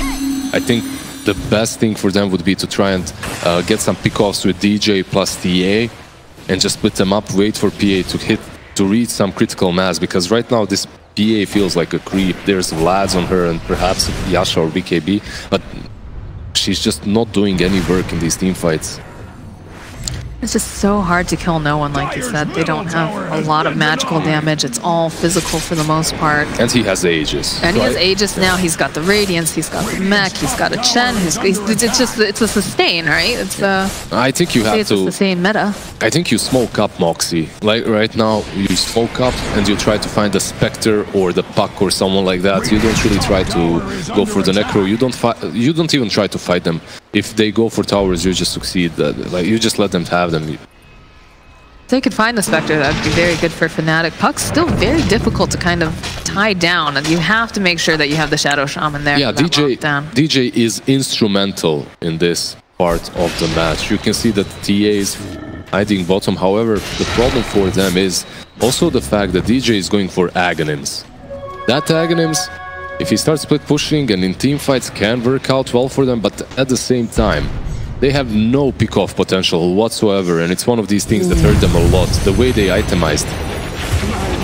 Okay, well, Jab's trying to kill on solo, but will definitely lose his life for this as Roderick spotted him out. The Impale, Death Pulse. Alright, I mean, strategically, you trade one support for another, but at the same time, Fnatic, they've basically... That's a static storm. It is a static storm, but you forced 4 of them to be on one side of the map, which means that TA and PA can farm on their side of the map without being afraid whatsoever that someone is gonna gank them. So in some way it's alright, and I believe that's a BKB flying over to the PA. Not really the place you wanna be in right now, but... Yeah. No, it's actually Aghanims for the DJ instead. He was very close to that Ag last time we looked at him. He's right. The Aghanims on the Rasta, but at the same time your TA is going for a Blink Dagger. The TA wants to be fighting, you wanna be kind of back in the backlines farming or... Watch out for the Disruptor though. No one dives a little bit behind the tower. They don't have that Static Storm though. They don't have everyone here either. Puck is just traveling in. But no one. He has Aegis. Like by the time you kill him once, they're all gonna be there. Pango is also just farming away. Has that mech completed? Some more sustain for Fnatic. They're finding... They have lads on PA, they have mech. They just got the BKB picked up on PA, so is this going to be a time where we're going to see them start to try to make some moves, or are they just going to try to outweigh this Aegis over on no one? Because they can't kill no one right now. No, you can't. You just can't kill him. I think you just wait for the Aegis to run out, honestly. Or like you can see that Ramses, he's playing super carefully on the left side of the map because he understands that they might be ganking him, but they aren't truly. The TA is around, but they don't really have the necessary firepower to take him down. They don't have the control necessary to take him down without that Rasta. Asha finds iSkyCloud, snaps the Dream Coil. The Haunt actually going to get used as they silence him up and they just slowly chase him down. Alright, that's Haunt used though. They do take down iSkyCloud. Oh, they actually find MP over here, but he'll TP out. My thrift rewarded. The crowd is crazy. No, the Hex comes out because they have the Lotus Orb. They'll drop the status from Dash, they'll drop the wards too, so no one uses the mech. Will be able to go and pop that Aegis. Chen now, oh, the dagger comes out from MP, they'll get a quick pick off. Still hexed up over here, no one. And the Ghost Shroud, he is gonna die because there's no way that he makes it out of that, so. Yep. Very well played by Fnatic, honestly. At the same time, I was wondering if Spectre's ultimate was really used great to take down iSkyCloud. Just holding on to that ultimate makes you much more powerful as a team, as they can't make these kind of movements. They have to be careful, as Spectre can join in. And as everyone rotated to kill iSkyCloud on the top lane, no one kind of was left alone. And versus a Disruptor, if you're porting out one by one, it's always a disaster. Disruptor is one of those heroes that just, okay, I'm gonna let you port out, I'm gonna let you port out, but not you, sir, I'm gonna glimpse you back. And no one was the target that got glimpsed. And honestly, they lose the Aegis, a huge advantage, and also feed away no one. But it took so much to take down no one. That's the other thing, right? They used the Static Storm, they ended up using the Serpent Wards, and then they also had to have multiple people hanging out in the vicinity too for all the physical damage. Are you okay with that on the side of Virtus.Pro? Because you do have a Spectre that's farming the entire time? I mean, you're still not fine, as you had that Aegis. You could have been behind the no one, you could have taken that fight in your favor. They did use a lot of their spells, but by the time you fight the next time, those spells are going to be up again for Fnatic most likely. So I think that was a little bit badly played by Virtus.Pro. But I don't think that they're feeling any pressure whatsoever at the moment still. They can't afford to make those plays. So what's the plan then now? Because you lost your Aegis, you don't have Haunt up on Spectre. Does Fnatic get really aggressive here? They do have the Serpent Wards coming back up. They'll have the Rolling Thunder if they want to go for any sort of engagement. I mean, those Serpent Wards hurt. He has an Aglims, he found his levels, and Fnatic, they're finding these items that can allow them to fight, honestly. You have the Dazzle BKB, you have 2 BKBs finished on your cores. You also have Greaves, a lot of utility. It's kinda, the puzzle is kind of falling into place for Fnatic as well. So it's not super one-sided any longer, I believe. Is this one of those things, though, where Fnatic wants to be playing very defensively, or do you think that they should be playing a bit more aggressively, knowing that, well, obviously now it's not. The Spectre Haunt is back up. The problem for them is that they have no options. They have to play a little bit offensively, and they have to give the ball to VP. It's the way they itemized. The TA is the only hero that can initiate, that can jump and do some stuff, while everyone else is, okay, with smokes, perhaps. With smokes, maybe you can find a pick-off. Pasha is going very deep. Already ready to just jaunt himself away. MP making this rotation with the rest of the team. Again, it's a puck, though. So already just blinked out, TP's out, and they use. Oh no! They start to roll up with the Rolling Thunder. But this is the problem. Like you can try and make these plays, but it doesn't really necessarily mean that they're gonna work. If Rasta gets a Blink Dagger, it's a little bit different, as you have that insta hex initiation. However, or at least if Pango gets the blink, you have something else. Abed, he has the burst damage necessary, but he cannot just jump on one target and blow the target up unless he has someone else helping him with control. The only hero I believe that he can kill right now like that is a champ. That's it. No one else. Every single other hero has some way of dodging him and escaping him after. DJ drops the Serpent Wards. These are Ag's Wards. Try to put some damage on the tower. But mid lane, they use the Static Storm again on no one. They'll snap the coiled over on Ice. Carapace gets popped again over on Jabs. They'll just defend right now. Yeah, the wards have been killed. Maybe VP would have fought this fight on tier 2 mid, but they knew that Ramses, he had to deal with the wards first on the bottom lane, so they didn't really fully commit. I think they're okay with this. They still have the Haunt on Spectre, so they can keep on pushing forward if they want, have that Haunt, and immediately we'll have Ramses join in with the fight. So. Yep, and there's no Disruptor ult, there are no wards, no Thunder Roll either.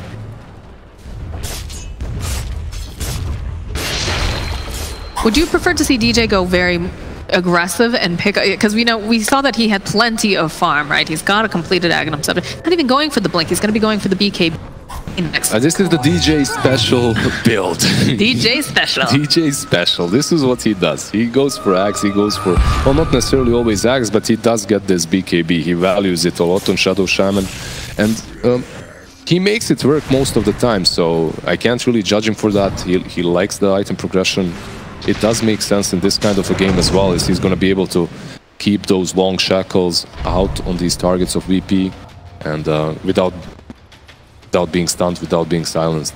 However, if he maybe had that Blink Dagger earlier, maybe they would be able to get these pickoffs too.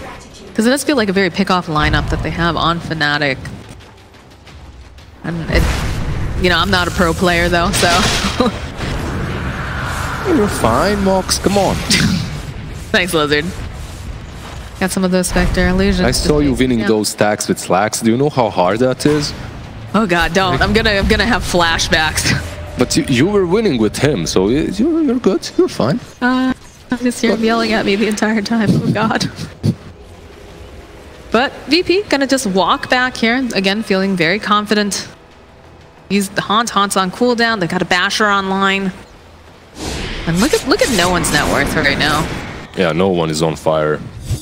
He's 18,000 net worth at the moment. Greaves, Relic, Radiance, and the Lotus Orb. This feels very optimistic coming out from Fnatic. The smoke is there, but Roger is around.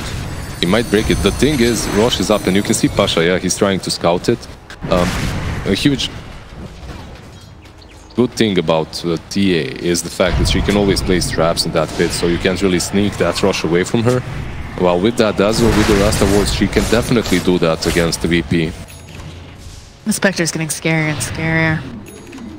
For the rest of Fnatic, they're posturing on the high ground. They've got the Satyr creep over, checking out the Roche pit because they know that that's a big objective. They really would like to pick that up. They've got that TA. Yeah, you can usually see the game revolve around this Roche pit at this point, as you really want to plant these wards. Vision is almighty in team fights, honestly. Vision means everything. Fighting somewhere where you are on low ground or without vision is just... Oh. You were thinking about it. They popped that Lotus Orb right away on... Perhaps if he didn't have full vision on them, they would be able to get him, but he just sees them, uses Lotus Orb. Oh, there we go. Though. We'll be able to grab no one, throw him into the Static Storm. BKB gets popped on but they also go. They drop the wards again because they just want to burst him down, but he's going to be able to walk himself away. He's going to his feet. There's going to be the side coming out. Doesn't quite do enough damage, but will take down the Disruptor. They'll find the kill on DJ. And now there's the Rolling Thunder as they try to slow down Pasha. Aga trying to run himself away. Has the Refraction. It's just going to get burnt down. They've got Dust as well. They'll take him out. And in the middle of all is now MP. He just tries to jump away from Jebs. There's the buybacks coming out in mass for Fnatic. It looks like VP going to try to walk themselves away. No one is slowed down. They've got the Ghost Shroud. They don't have that magic damage to burst them down, but they have the Hex. They've got the Shackles, and they'll get the kill. All right, they do get 3 kills. They waste... Oh, the Hex come out. They're not going to be able to get out. All right. Roger. Now it's on VP to decide. Do they want to use these buybacks and fight the Rosh fight, or do they just let them have the Aegis? That's the question. That's Aegis and Cheese as well. So Fnatic, even though they lost that fight, even though they bought back afterwards, they did find a couple of good kills, and they also are gonna get Aegis and Cheese. So the buybacks are justified. I was about to say, that's when you feel okay, is the fact that you can take Roche right after having to buy back a big fight, but still, you know, VP still feels very strong here. They feel very strong. Where's those buybacks? But Fnatic, even though they knew that they were going to lose that fight, honestly, when you go on a Necro like that, you kind of... You know that it's going to be very difficult. However, they...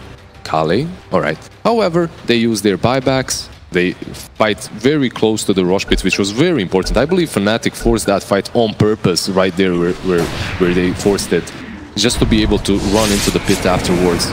And with the Desolate on the TA, they just make quick work of it. VP couldn't even buy back and defend it, honestly. It just went down so fast.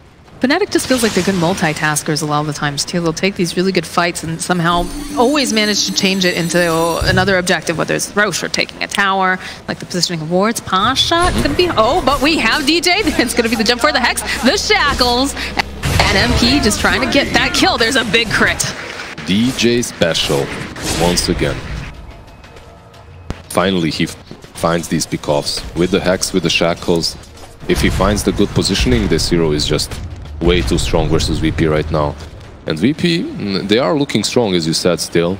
You saw how many buybacks Fnatic had to spend in order to kill them, but at the same time, they aren't feeling as invincible, at least.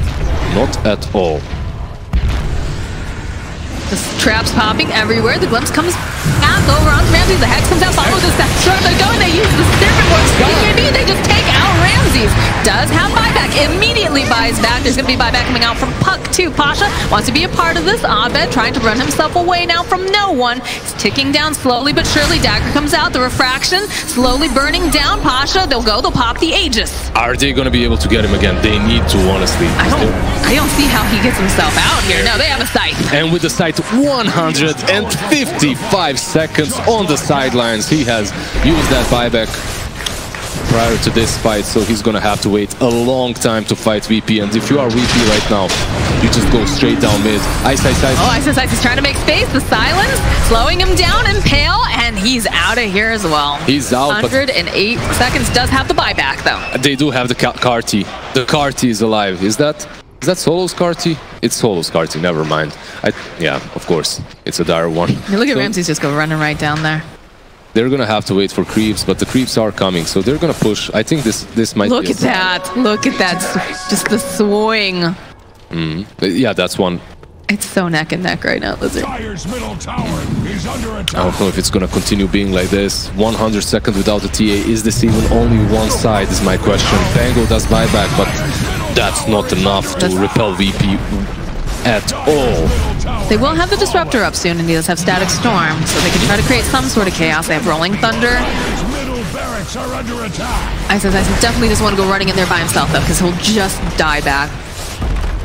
No, they're gonna let them have one side too. Honestly, 80 seconds on the sideline. The TA, the buyback on her, you know, and then the Scythe. To be honest, at this moment, I'm thinking they might even go for the third side. 1 full minute without the TA. They push so fast. All the tier 2s are dead. They, like Fnatic, they have to do something about this. They have to somehow delay the push, but what can they actually do? You can see that they're moving towards that top racks already. They're preparing for their last. Yeah, Ramses wants it. Look at him. Ramses just says, come on, guys. TA's not going to be a problem for another, 40-something seconds. Although they try to get the Static Storm up. The BKB coming out from MP. They drop those Serpent Wards. Rolling Thunder coming out from iSkyCloud. Will stun up no one. Ramses, though, finds himself DJ. DJ is out of here. Solo's going to get taken out by Spath, though. No one. He's taking down. He's got the Scythe. They'll turn it around, and there's not going to be MP any longer. Oh, Ice. He's going to have to go swashbuckle himself back. They'll pop the Lincolns on no one. They want to go in there, but how do they get in? They still don't have this TA. Ramses is running away a little bit. Little bash. All right, they're gonna. It looks like they want to go back. Yeah, they want to go back. They want to be the disciplined team in this match because Ramses, he has no buyback, and TA is alive any second now. If you get glimpsed back, if you get caught, it might just mean game for VP, as there is that TA and the Rasta is up very soon. So you just lose your whole base if you died without a buyback. It's good that they went back. This feels very, very tense right now. Indeed. This TA has to be so careful, and you just saw how fast the PA got taken out of that fight too. She's still up and running though on PA. Yeah, I think we're working out with nullifiers. That was what I saw queued up. Yeah. He's going for that nullifier. They already have one on the TA, so they have ways of dealing with anyone on the side of VP, but they have to execute properly. And Necro with that BKB on him. If he does not get clipped by that nullifier, he's just gonna survive through every single thing that you've got. 92% win chance right now for the side of VP. They just have to play perfectly, right? They just have to stay calm. You know you've got Ramses, he's getting bigger and bigger. Every time we look at him, he's gonna have an Abyssal Blade. It's really important that he beefs up a little bit. With these items that he's got, yeah, he has 3k HP, but this Vanguard is going to help out a little bit. He's going to have that Abyssal Blade for the PA or the TA, whichever works. If Fnatic get the jump on one of the heroes on VP, specifically, obviously, the Spectre. The Spectre. Does that change the dynamic quite a bit? It changes everything. If they jump that Spectre, they can just win the game, honestly. It doesn't matter that they lost 2 sides. He has no buyback. Everything's on the line. He just bought out that Abyssal too. Yeah, he just bought out, and he doesn't have like for 4 minutes, I believe, the buyback. So if you do take down that Spectre, you have Rasta wards, you have Desolator on TA, you can take down the Ancient in a matter of 10-15 seconds. So you just have to play very carefully as the Spectre right now. DJ working on that refresher. DJ is like, all right, guys, I got this. Just let me get my refresher. I'm gonna go inside of their base, double cast the Rust of Wars on the Ancient and just win. It happened a few times. We've seen it happen. Well, even just to like force them back. Gives them a little bit of an advantage. No one's just feeling very confident. Spuckle. Can't blame him. With the Lotus on him and the BKB. Now they do have those nullifiers too, though. Yeah, but you can't approach him as long as he has Lotus on him, I believe. That's the problem. True.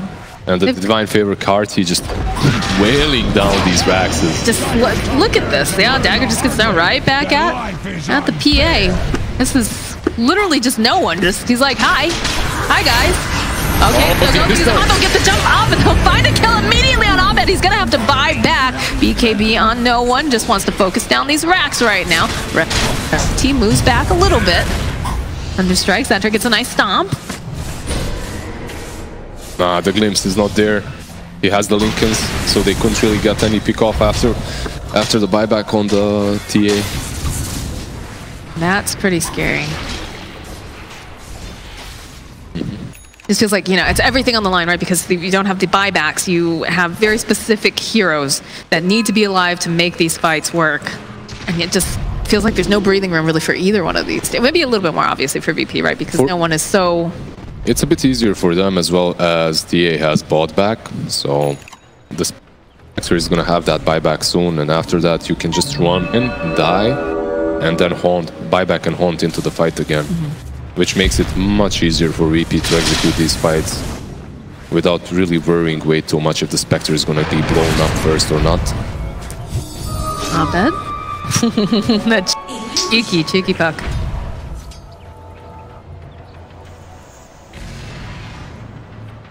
Everybody hanging around the pit right now.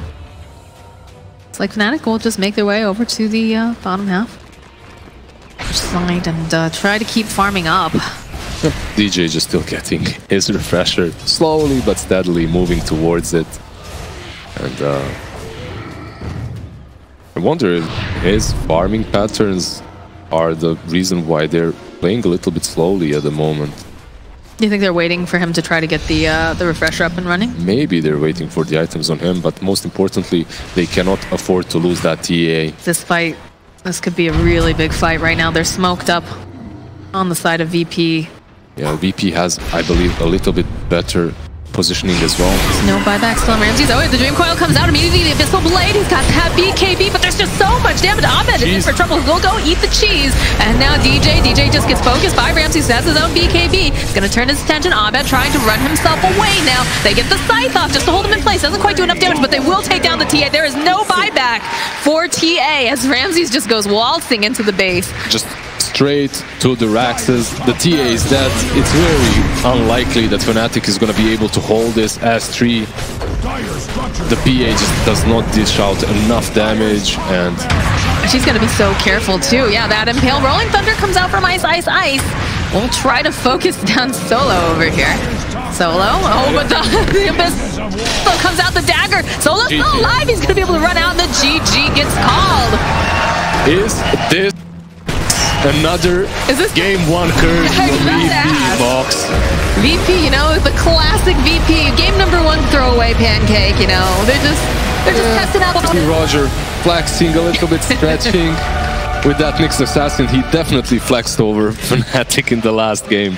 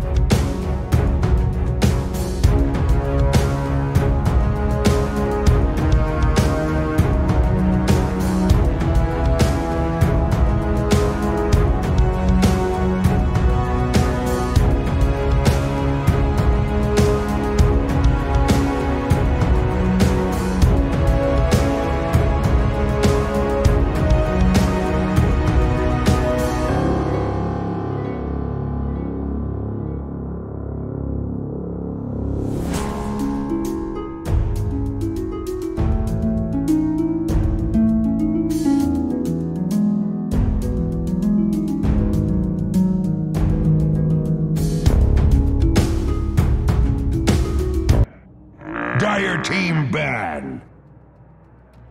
Radiant team ban. Dire team ban. Radiant team ban.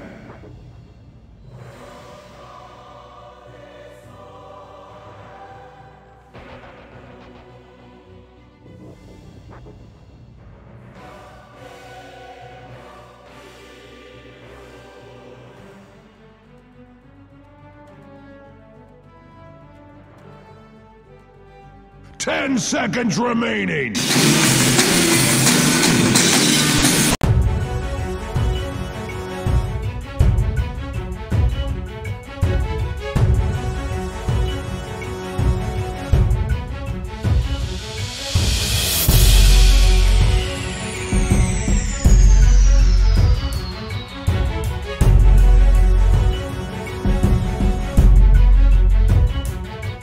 Virtus.Pro Dire, first couple of bans are out. Gentlemen, what do we want to see this game? I want to see Chen again. Again? We saw it winning, and it just offers so much. Well, it's not going to get banned either, it looks like. They banned the puck this time. So since they have first pick, they want to get this Pango. It's going to get banned out. No, big question is... Oracle is still here? Yep. Yeah, there you go. No Nyx? Pretty much means Oracle. We always see one or the other every time one of those things out. Yeah, I think it's going to be the Oracle. Yep. There you go. And the Doom is also available if people want to go back for that.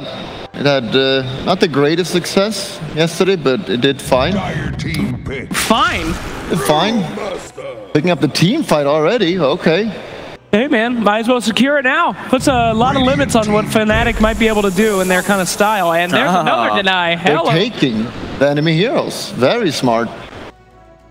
That is definitely nice, and the Brewmaster is always really nice to play versus Oracle. You can always find that Oracle in the back with your split. Well, it didn't have that success the first game, though. Again, yeah, just at the spell as well, being really good against Oracle. Yeah. So just overall, super well good here. Just right now, they have, again, the problem they had first game, a little bit too long cooldown, so they need to be careful about that. Strong lanes, though, already, with Brew and Shadow Shaman. It's a good combo they can run. If Fnatic want to pick up their carry, they've done it a few times now in the first two. Yeah, they did the PA versus the Brew the last time, so... But this time it is versus a Shadow Shaman, so that lane might be a little bit harder, but I think they might do it anyway. You can't not pick Chen here, right? So yeah, just pick up the PA again. Let's do it again. Because then it's the same situation as last time, right? Now, it's like, now you should probably ban the Magnus after what you saw last time. Yeah, and you have to ban Spectre again, probably, because pretty sure VP would pick that. Yeah. And Chen as well is kind of, I feel like, would be really good with this lineup. Just recalling Brewmaster to a team fight when it's split pushing, because you don't really want to gank a Brewmaster, so it's just split pushing, and then you can just recall him into your lane and take a good team fight. So getting rid of Spectre Chen right now seems like it would be a good plan. Spectre Chen, or I was thinking maybe Spectre Terrorblade. Maybe they get rid of the TV, because it can be annoying when they have this type of thing, but no, they go Chen. An Oracle PA opening surely is a little bit predictable here, right? I kind of feel like this is something that that Arseek especially would have prepared for in his drafting plan.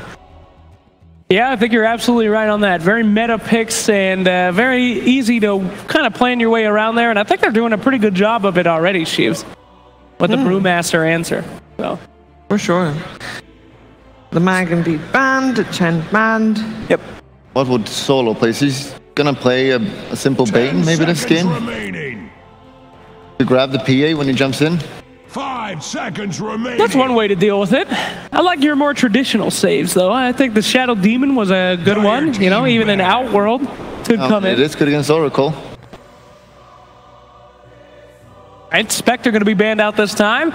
Don't want to ever deal with that one again as Fnatic, and I can certainly see why. And that hero is in such a cool place right now, where it's just like in this limbo of, can we actually pressure it enough to stop that mid to late game? And too many questions. Yeah, it doesn't seem to get pressured much. I saw when LGD was playing it, like Ame, he was going like Soul Ring, and they were trying so hard to pressure him. He's just farming with Dagger constantly. It was definitely more approaches we've been seeing to this Spectre. Yep. Nerf that one, Ice Frog, please. A Spectre nerf? She's just gotten picked for a few games now, and she's gonna get nerfed already. Listen, I've been a support player my whole life. I hate Spectres. Can't stand. How about a change so that she is able to fight more early game? That would be fun. What if we change her into a man? I hate her. Anyway, Timber's all banned out. Makes perfect sense. Cannot let that Ice Timber ever appear in this series, and they have committed all 3 games to banning that boy out. I think especially when you have Oracle, you want to take this out because they would just. If Oracle ults Timber Saw, you're not killing this Timber. You already have your. If you have reactive armor stacks and that regen built up, Oracle's gonna save him pretty much. You gotta have some fast heroes now. Because if you take up the Terrorblade, you're gonna have that problem again with the long cooldowns. You gotta have some fast heroes now. Yeah, that's true. Yeah, it wasn't standard like Troll or like whatever, something like this. Have we gone all the way back there to the beginning of DreamLeague where every game is PA versus Troll? Have we fallen so far? Could it be? Speaking, by the way, of heroes we have seen a lot, Disruptor is still available. I feel like these position 5s are super important. Obviously, we already have an Oracle on the side of Fnatic. But Virtus.Pro, I mean, the CIS Disruptors, you know, is where it all began. Indeed, the DreamLeague Classic, but we usually see that hero get picked up kind of mid because there's are really good ways to get around that hero, just running straight at him, and as we see right now with the PA. Big target. Disruptor. So there you go. There you go, Sheev. And pick. Gives him more catch. Good versus Oracle. And yeah, like you said, special for them. More team fight as well. They've got, crazy amount of team fight in comparison to Fnatic. This one's not that long of a cooldown. It's like 70 seconds. 70 or 80. Yeah, and early usually you just want to run away from Brewmaster ult, which Disruptor will help out, making that happen. But insane catch right now, instead of VP, looking pretty good. High magic damage too on their lineup. All 3 of them actually provide a good amount of burst versus PA. Oh! Hey! New hero! Yes. Okay. So we've actually seen Virtus.Pro play it once on Roger, and obviously we saw Crit play it earlier on in the week as well. But for Fnatic, this is first this tournament. I've seen a lot of she does so much damage on position 4. If she gets that farm, she can be super scary. And if she gets level 3 ult, the amount of damage she can do, you can't underestimate that. And just the buff to her mace is super powerful, and her ultimate could be super good here as well. Yeah, it gives him that disengage factor. It's interesting. Huh. I like it a lot. It provides a lot of lockdown so the PA can actually go out and get things done, but also at the same time, chaos in team fights. As you guys talked about, huge amount of team fight coming out from VP, and that could be used really well together. Willow being able to break that up a little bit, cause a little bit of problems there, is certainly a utility for Fnatic. I mean, it's very intriguing. I mean, we haven't seen this hero at all. I mean, well, almost at all. It's been very few, so it's definitely interesting to see them pick it in this situation when they could. Yep. But here's one of the problems, though, is somebody like a Juggernaut or a Lifestealer. Those inbuilt BKBs just being able to bypass all that chaos that could happen in team fights. But Willow, they have an idea here. They have something. Speaking of chaos. Oh, no. Yeah. Chaos? All right. The one thing about Willow, though, is you can snipe the healing ward. With your I'm not a huge fan of the Juggernaut here, because one thing I always look at that here is how will the ult perform, and all these heroes are just so powerful. Yeah, and you can't actually Omni PA too much, right? Yeah, PA just clicks blur. Willow can just W and Chaos Knight. He will obviously have illusions. Yeah. So you're not going to get too much of that ultimate this game. CK versus Brewmaster, though. Brew just clicks Dispel, and those phantasms are gone. Yeah, you need to get just get the heart on the Chaos Knight. You're gonna have so much health, but the cooldown on Brewmaster Dispel is pretty short. Yeah, that does cost a lot of mana, though. That's the one thing, right? Yeah. We see that a lot of times where Chaos Knight just gets a heart at 25 minutes or something, like 3.6k health. So you can't dispel those illusions. Yeah. However, this is looking a lot like the first game that Fnatic was able to win. They have the ability to just jump on someone and absolutely delete them, not only with Phantom Assassin, but also with Chaos Knight. And they're playing with no cooldowns. Yeah. Phantasm is their long cooldown, but CK can be played around it pretty nicely now because of the changes that he's gotten. I mean, granted, VP's draft is better that they aren't focused around those cooldowns. Of course, Juggernaut a great mid-game and early-game carry to kind of dance with that a little bit. But as far as I can see it, Fnatic, that is just so much damage coming out. It could be cleanup duty. That Brewmaster has to play really well this game. all about just getting in the face of the disruptor, right? Whenever you're playing versus that hero, you want to be like just making those moves, making sure that you're not the ones getting glimpsed constantly. The offlane, both the offlane look really strong in the lane. Like Dark Willow, Chaos Knight, Juggernaut is not gonna like that for sure. Yeah. Brewmaster Shadow Shaman also should win their lane. The safe lane carries are gonna struggle a little bit here. Last picks now. What does Abed want? We've not seen any Meepo recently. Wouldn't be the greatest game here, I guess. It needs a lot of spells. I wouldn't mind seeing... Ooh, here we go. Alina. I mean, they have an idea going into this game for sure. I mean, these picks are very different. Yeah. Yeah, I think the idea is insta-kill literally anyone you come across. Yep. I mean, look at this. Lina burst, PA burst, Chaos burst, Willow. That's crazy. Lina's also going to give you a Yule's carrier versus the Brewmaster, so the initiations on Brew should be a little bit harder. Yeah, and she's also, since you have to pick mid first, you don't want to... You need to pick a hero that doesn't lose a lane terribly, and Lina, she'll do fight in any matchup, mostly. Hell yeah. Hoping to see Lina that. versus Dragon Knight matchup. It's been a while. This looks like, I mean, VP wants to group up and go. Shadow Shaman, Brew, and DK. I like it. That's a thick boy. He can survive that assault for a little bit. All right, guys.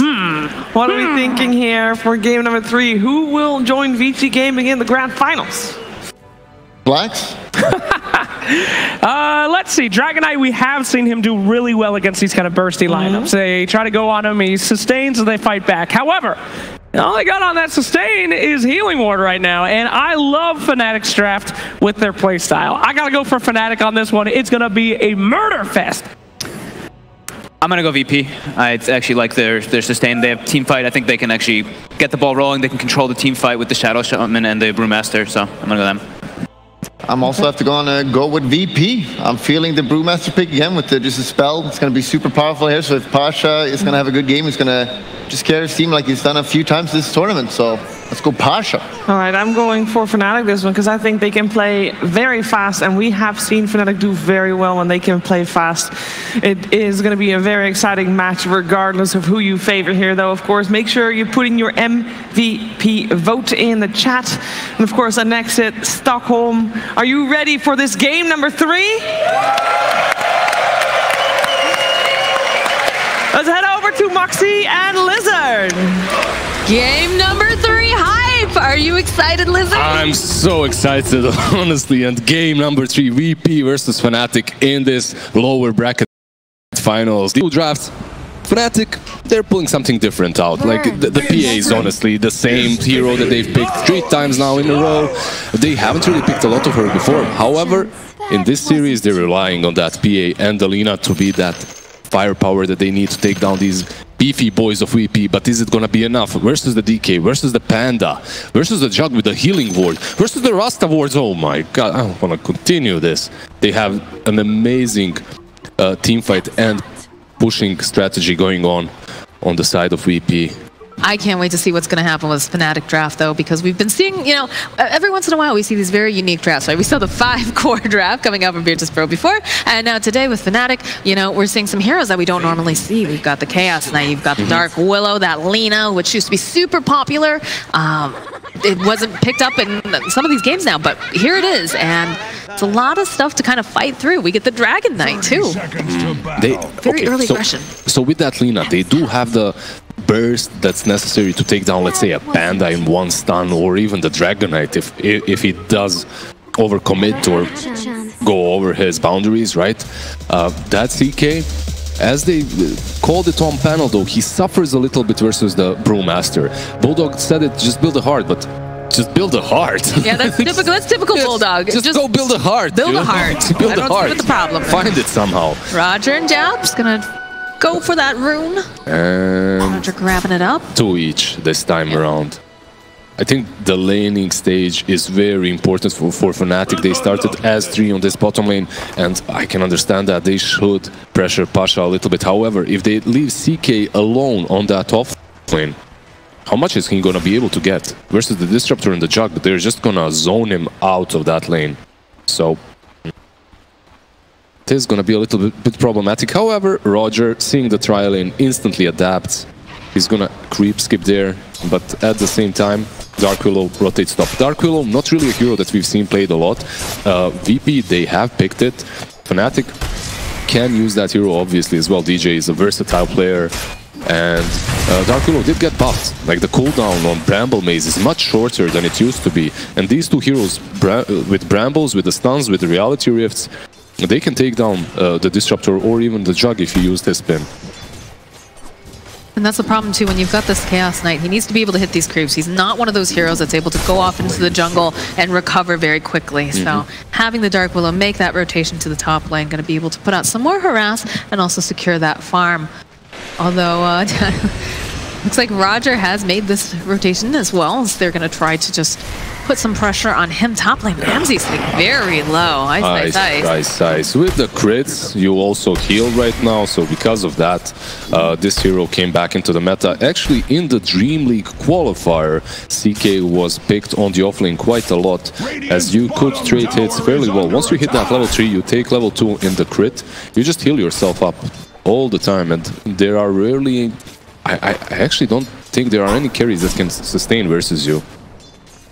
Pasha just going to drag these creeps back here, taking a lot of harass from the Phantom Assassin, but... He's just gonna link this creep wave with the next one coming in, and then he might port out, he might take the creep wave completely back. When you're taking it back, like he's doing right now, it is a little problematic, as jabs with that Oracle can interrupt it, perhaps even pull it to a nearby camp. This is just the very long choo-choo train led by Pasha right now. It always feels bad for a support, because if you don't have any disable, jabs does have purge, but it's not enough. It just feels he wants to purge the DD. Yeah. At least he makes use of that rotation towards mid. He couldn't stop Roger and Pasha from doing what they were doing, but at least he got the DD away from no one on mid. That's one thing that I do like about Fnatic, is it seems every time that they make movements, they're able to get not just one thing done, but usually, you know, one other. So, for example, you're trying to stop Pasha. Although top bottom, Jabs is going to be first blood. Roger is going to make it out, and he gets healed up by those Purifying Flames, because there's nothing to purge him off. Yeah, you definitely said it in that last game as well. Fnatic, when they're making these movements, they're thinking ahead, right? Not one, but 2 steps ahead. They're thinking about what's coming next, where to position their fights, what to do afterwards. And Jabs there, his initial thought was, all right, let's disrupt Pasha from doing what he's doing, but then he sees the DD, he helps out mid too, so they adapt very well. That's very, very important when you're playing Dota. It's all about efficiency and being able to adapt. But DJ throws down the Bramble Maze. They've got the spin on Ramses, though. They have the... it's not going to matter. Oh, no, because that spin's going to wear off. Shadow Realm trying to run himself away. Gets the attention of the creeps, hoping to maybe get that denial. He's not going to be able to do it fast enough. Ramses finds the kill on DJ. Basically, in that situation, you're right-clicking the Jug as much as possible so that you aggro the creeps back onto you, as you're the one running away and he's the one right-clicking you. And it doesn't matter if they are neutrals, they're still gonna aggro the hero right-clicking another hero, which is a little bit interesting of a mechanic. It's similar across the map. Like if you are right here, like on the safe lane, and you right-click a hero on the top lane, the creeps are gonna still aggro and chase you. So you can use that in your pubs to perhaps win some MMR. You never know. Hey, anything that helps you get some MMR is always good advice.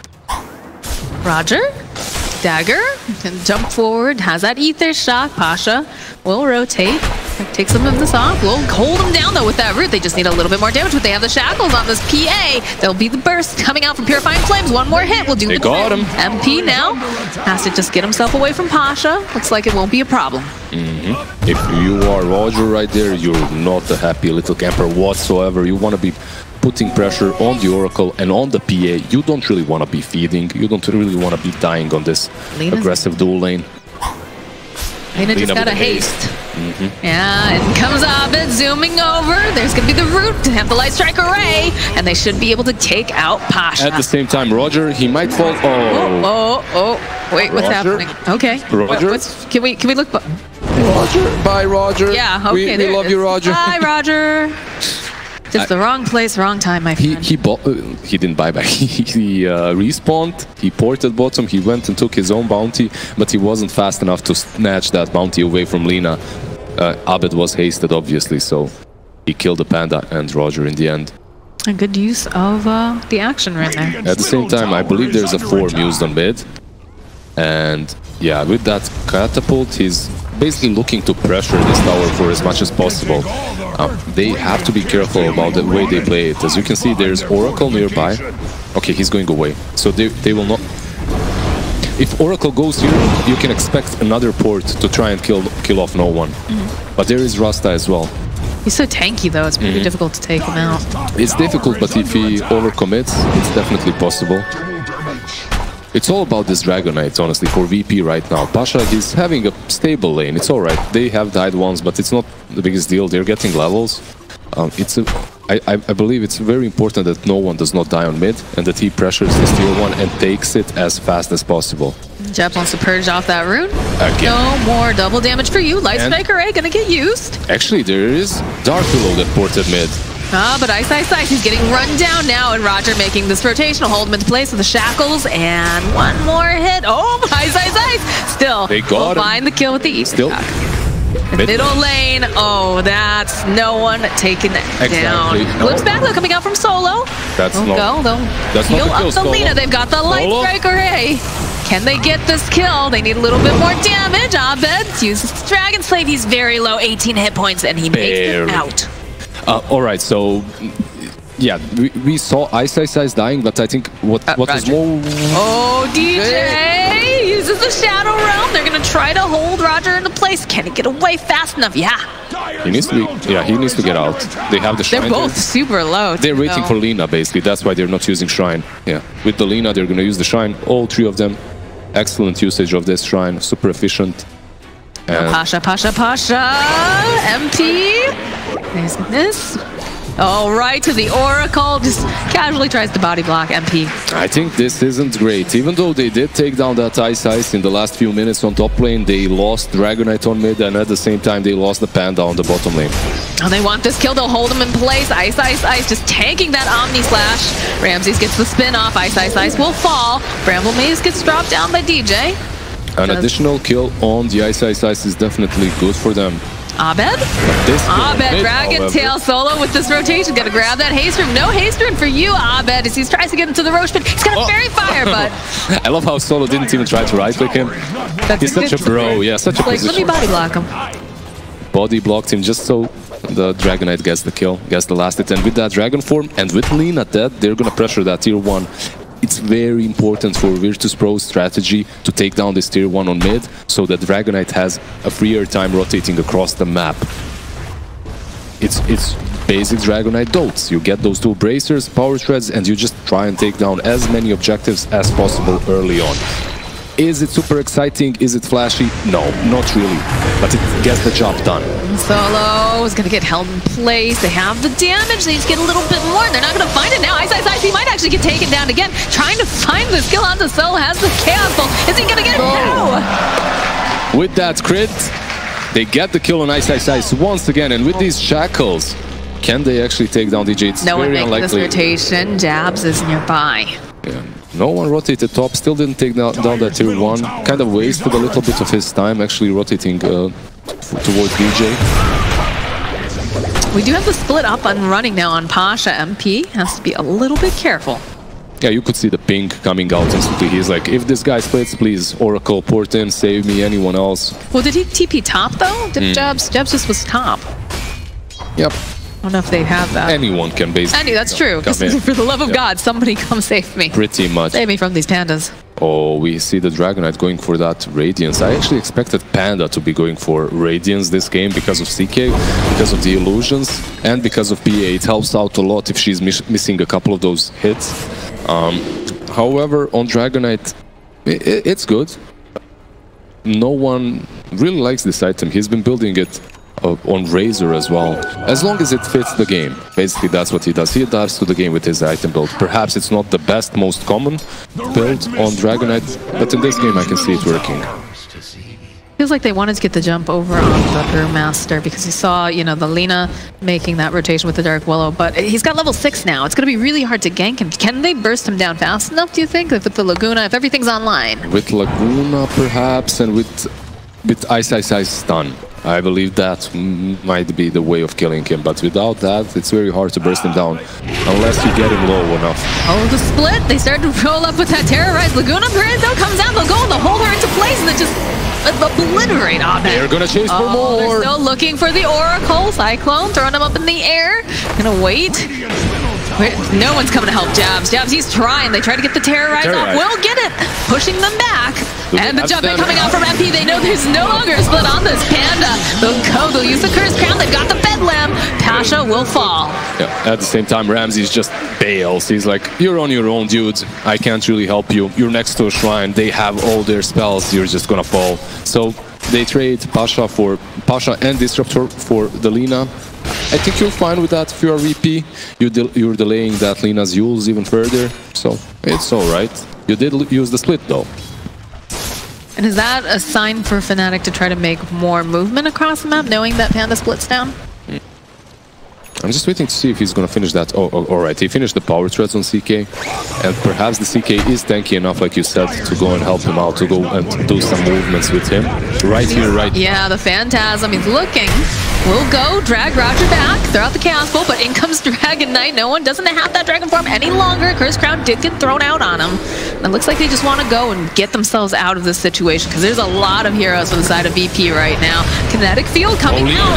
Oh, Lina gets caught, but they're trying to keep her alive. They've got the shackles, it doesn't matter. They'll take her down. MP TP's into a lot of the heroes here. He needs to run away. This is not the fight for Fnatic right now. It definitely is the fight for VP, though. They're still hunting. They're looking at Jabs. They'd like to take it. They get the root off.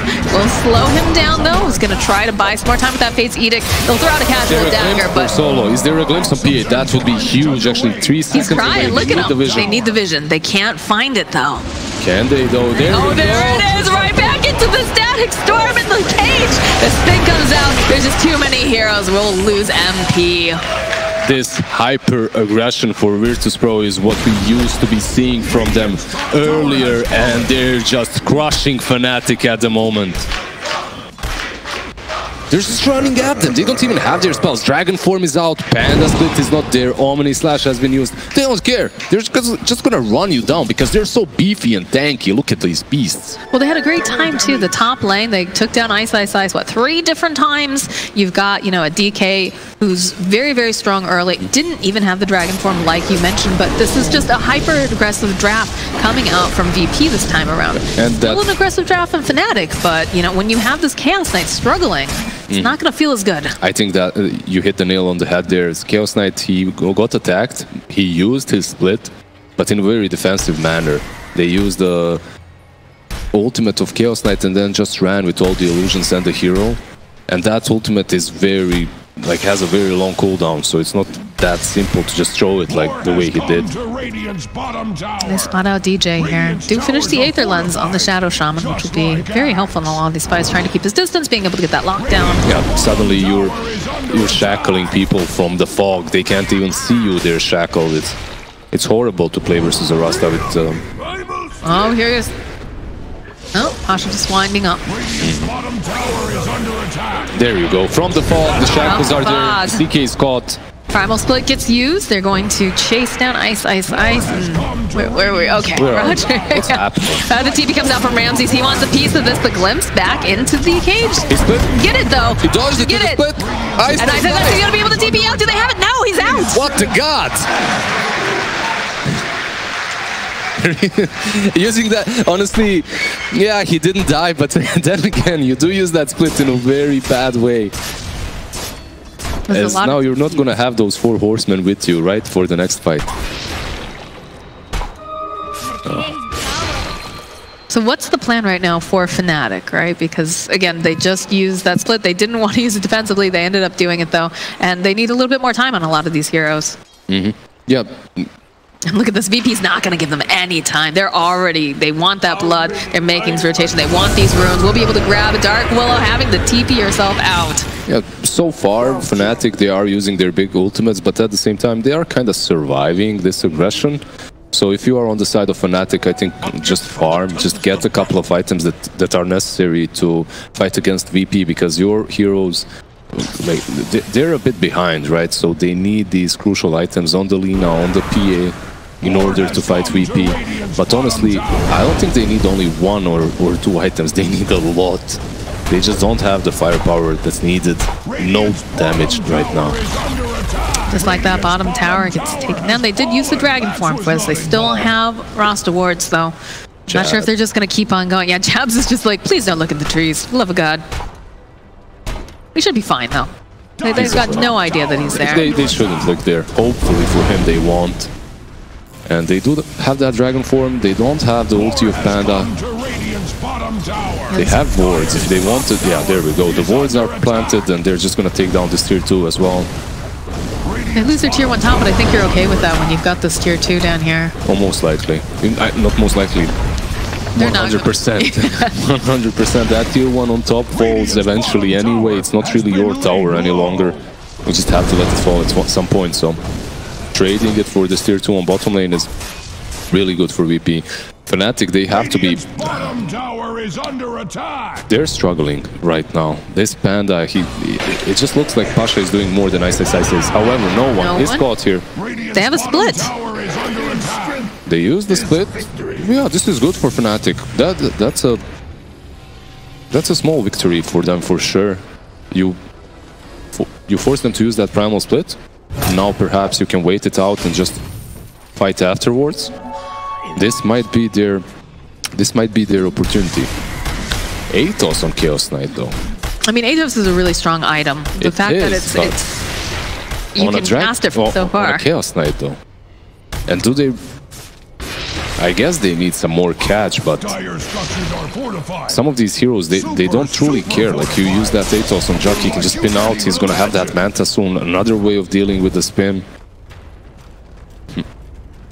Well, we'll see. Again, this is not the typical draft that we've been seeing during this tournament, so to see some different style of Dota here. This is definitely not the place that you want to be in as Alina. However, he has that use, but besides that, he has made 0 moves. All the moves have been made on the Alina so far. And you just want to be making kills. You want to have that at least like a Shadow Blade or something similar to be getting pick-offs, to be killing these supports off, to be even killing off Pasha before he uses his ult. But it's going to be very difficult, and that relic is completed with 1000 gold on Dragonite. He's going to have that Radiance soon. Midas, all right. No, Atos, none of that. Does he hear us from there? No, he probably. I hope he doesn't hear us, then we have a big problem. In any case, Midas...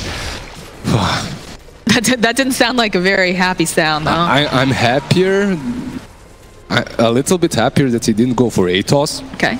But at the same time, the Midas does not look like a great answer either, as it's going to allow him to scale, but eventually your scaling doesn't really matter as you're playing versus a Pan. He's still going to just dispel your illusions, and you're not really going to be super effective in these fights. And it just, VP is not giving them any breathing room right now. They're really just being very aggressive. Look at them, they go right into the Roche Pit, they use those wards, they want to just get an Aegis and just get the ball rolling, I guess. It's already rolling at this point. They just want to keep it going, having a good time. Because they definitely can. No, everyone on the side of Fnatic is just farming. And we haven't really clicked on the PA for quite a long time. And this PA has a Battle Fury, is the highest net worth hero on the side of Fnatic, and with that Aegis picked up by Ramses, you basically have no openings any longer for Fnatic. You just have to be satisfied with farming. You have the Midas, you have the Battle Fury. No, you don't have the Jabs walks into well, pretty much everyone. On the bottom lane as well, iSkyCloud used his ult. They're just not finding, you know, we talk about them being super efficient, right? And you know, making the maximum of moves, but in this case, it just feels like the CK, we're not finding that. And again, it could just be because, you know, he struggled, he was a bit behind. Just gonna try to TP himself out. I don't think the Disruptor saw him with the he was hiding behind the tree during the night, so there was no vision. They aren't finding those pickoffs or the kills. That's because of the laning stage and how it went. I think 100% it was because of the Lina and the laning stage that she has had. The laning stage and those 2 or 3 pickoffs that they managed to get on her afterwards. She died 3 times, once in the laning stage, 2 times after, and it really did hurt Abed quite a lot. I'm stoked to see what kind of movements is he gonna make to try and come back into this game? Because it's looking very rough. It's looking grim for sure as they make their way to this tier 2. They've got the Radiance, they've got the Dragon form. There's just so much that Fnatic has to fight into.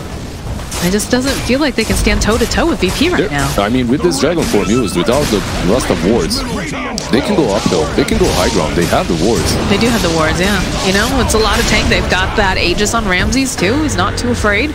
We'll clear out the wave. They actually smoke behind a little bit, dropping the Rasta wards. Oh no, this Oracle just gets deleted. That's not going to be able to help. Alright, he goes, buys back. This is very important that they have him in this fight because they need every person on the side of Fnatic. You need to kill the healing ward. If you don't kill that, you cannot fight. They have to use the Faith False Promise over on this Dark Willow. That's not the hero you want to be putting that on. You want to save that for your cores. Chaos Bolt gets started. Look how tanky this DK is. He doesn't even care. He does that tickle. Exactly. That's a nice light strike array, but they'll drag him forward. Again, they don't care. They're like, yeah, come at us. Come at us. They'll just take... Oh, they'll try to make some moves over on the Judge. Again, he's got Aegis, though. It is just so hard to execute Fnatic's lineup right now. So hard to execute this draft. While VP, they just run straight at you. That's all they have to do. Pop some spells. That smoke was a precaution from VP. I understood that because they're using the smoke to approach the high ground with these supports without fearing of MP jumping on them with something like a BKB, as they haven't really seen him in a while. So they use the smokes and plant those wards without fearing that they're gonna die to one crit or something similar. However, Fnatic, you saw that fight. That looked disheartening, honestly. That looked very clean for Fnatic. They're so dominant, and you're, you know, trying to pull in the Dragon Knight because you can't grab the Jug, right? You grab the Jug, you just pop the Aegis. You know, you use everything on him. But the same thing goes with this Dragon Knight. He's so tanky. How are you going to take him down? You saw the, you know, Reality Rift, Chaos Bolt. He just laughs. He's like, that's cute. That's First adorable. and foremost, I think this Dark Willow needs to be the one that takes down the healing wards. That, like, the only hero that can risk approaching them that far in is this DJ's Dark Willow. If you do not kill that healing ward, honestly, you cannot take down the Panda or the Dragon Knight. You can't even think about it. They're just way too tanky, and the percentage-based healing is going to be way too high. The concern then is, though, you know, you need the damage from the Dark Willow too. How are you going to take down that healing ward if the placement is so well? You're just going to end up dying. Just kill it, lol. Yeah, now you just sound like Bulldog. Now you just sound like Bulldog. They're the pros. Just kill it. Just get a heart. Yes. Just ban it, Moxxi. Yes. Flashbacks. Bulldog is the best. Just get a heart and you won't die, obviously. Tier 2 just gonna melt. And onwards to the Tier 3. They just use the Dragon form. They have still the full duration. This is good. This is good. Smoke behind. Take down the supports first. Solo would be a good target. Just got picked up now. Oh, the smoke is broken. Smoke is broken. Nice. He's got to run away. Yeah, he's running away from his own base, though. That's the wrong way, ice. Your axes, sir, they're falling. Your buildings. Oh boy, Jabs, they just want to get rid of him as fast as possible. They don't want to have any problems with him with any sort of sustain. He just falls. I don't know what Fnatic does right now, Lizzard, you know. iSkyCloud, he's trying to do whatever. He's gonna get hexed up. They'll follow up with the shackles. That's a good curse crown. Static Storm gets dropped. iSkyCloud, the jump in coming out from MP. He's got the BKB. They'll take down Solo. They'll take down DJ. There's gonna be the jump again. They have that Glimmer Cape. iSkyCloud, he's still hexed up. This is not looking good. Ramses takes him down. MP now has to run away. This looks like a complete beat down. They just cannot kill anyone but this single Disruptor who is a position 5, and he's happy to die if they're gonna take the Raxes and the full team fight. This is a huge problem because ice, he's supposed to be that big tanky frontliner and he doesn't have it. With him down, he's down for 22 seconds. He is coming up very, very soon, right? That's the perk of it being, you know, 24 minutes in. But, all right, Willow, gonna try to make some sort of play here. TP's right forward, cast bolt, MT right, runs right in there. They've got the Lugana play. He's just so tanky, but again, they've got the Curse Crown. We'll go and proc here. Can no one get himself out in time? Looking all right. No one does actually fall, though. Ice. He's trying to run away. He's not going to be able to. MP, they'll turn around. They've got the Hex. Ramses, he's pacing over, looking at the Dark Willow. Dark Willow going to go use the Shadow. Look at the range on this here. We'll hold him down, but MP going to be able to blink up onto the high ground. It looks like they're going to back off now with no one down. Yep. They're going to be patient again. They do hold, but for how long? That's the question. They do hold, but only because VP, they used all their spells already on that top lane, so they couldn't really even continue fighting. They do have the BKB on PA, but they are 15,000 behind. Oh, look at the win probability. 100%. Maybe someone disconnects. What do you mean 100%? It can't be like, right? I admire the optimism for sure. That's my optimism in pubs too. Maybe they'll disconnect. Yeah, maybe. Maybe his power will go out. It happens. I don't think that's going to be the case today. Yeah, there's an Aghanim's almost completed on Shadow Shaman. Yeah, he sells some sticks, some windlaces, he gets the axe. There's Rune over there. Just going to take down the shrine. Never had the chance. Dominance. Never had a chance. All right, DJ. You know, you gotta do whatever you can to lighten the mood, still have fun. DJ's just hiding here. I think it was very telling when you watched Ice run himself away from the rest of the side of VP, trying to cut the wave at least. But all right, there's the jump forward, pulling them back. They've got the Fierce Ball, trying to split up this fight now. There's a decent amount of damage coming over here, but it looks like they're going to be able to take down Ice. Roger trying to run himself back here. Jab's also in for some trouble. They'll take him out. MP, he's still hunting. He's looking solo, trying to duck himself away into the trees. DJ will fall to no one. And MP, oh, he really wants anything out of this, but Ramses just chasing him down one by one. The clicks, the spin. There's going to be the jump back. Does manage to find the kill, but then gets dropped off into that static storm. Ramses is godlike, and their buildings are just going down. The Cursed Crown buys them a little bit more time. They'll use the fort. But look at no one. He's got that Dragon Farm. He's just chewing through these buildings. Ramsey's going to join back in. They bought back on this PA, but I don't know what they're going to hope to do right now. Bowing down that Bramble Maze. The taunt comes out from Basha. He's having a good time. Yules will get used, though, over here on the Juggernaut. Dodges that Life Strike array. He's turning his attention now over onto MP. He's going to have to go. Get saved up by the Oracle jabs. Again, throws out that Purge, but no one. He finds the kill on DJ. There's the Laguna Blade getting used on Pasha. They'll try to drag him back. Can they get this kill? No one going to find again. Ramsey's taking down MP. Good game, well played. And the GG gets called. Beat Moxxi, you can beat it again. The GG gets called. I don't think they felt like that was a good game, because if I was in their shoes, I would feel so demolished as VP just ran over them with their super hyper aggressive pushing lineup.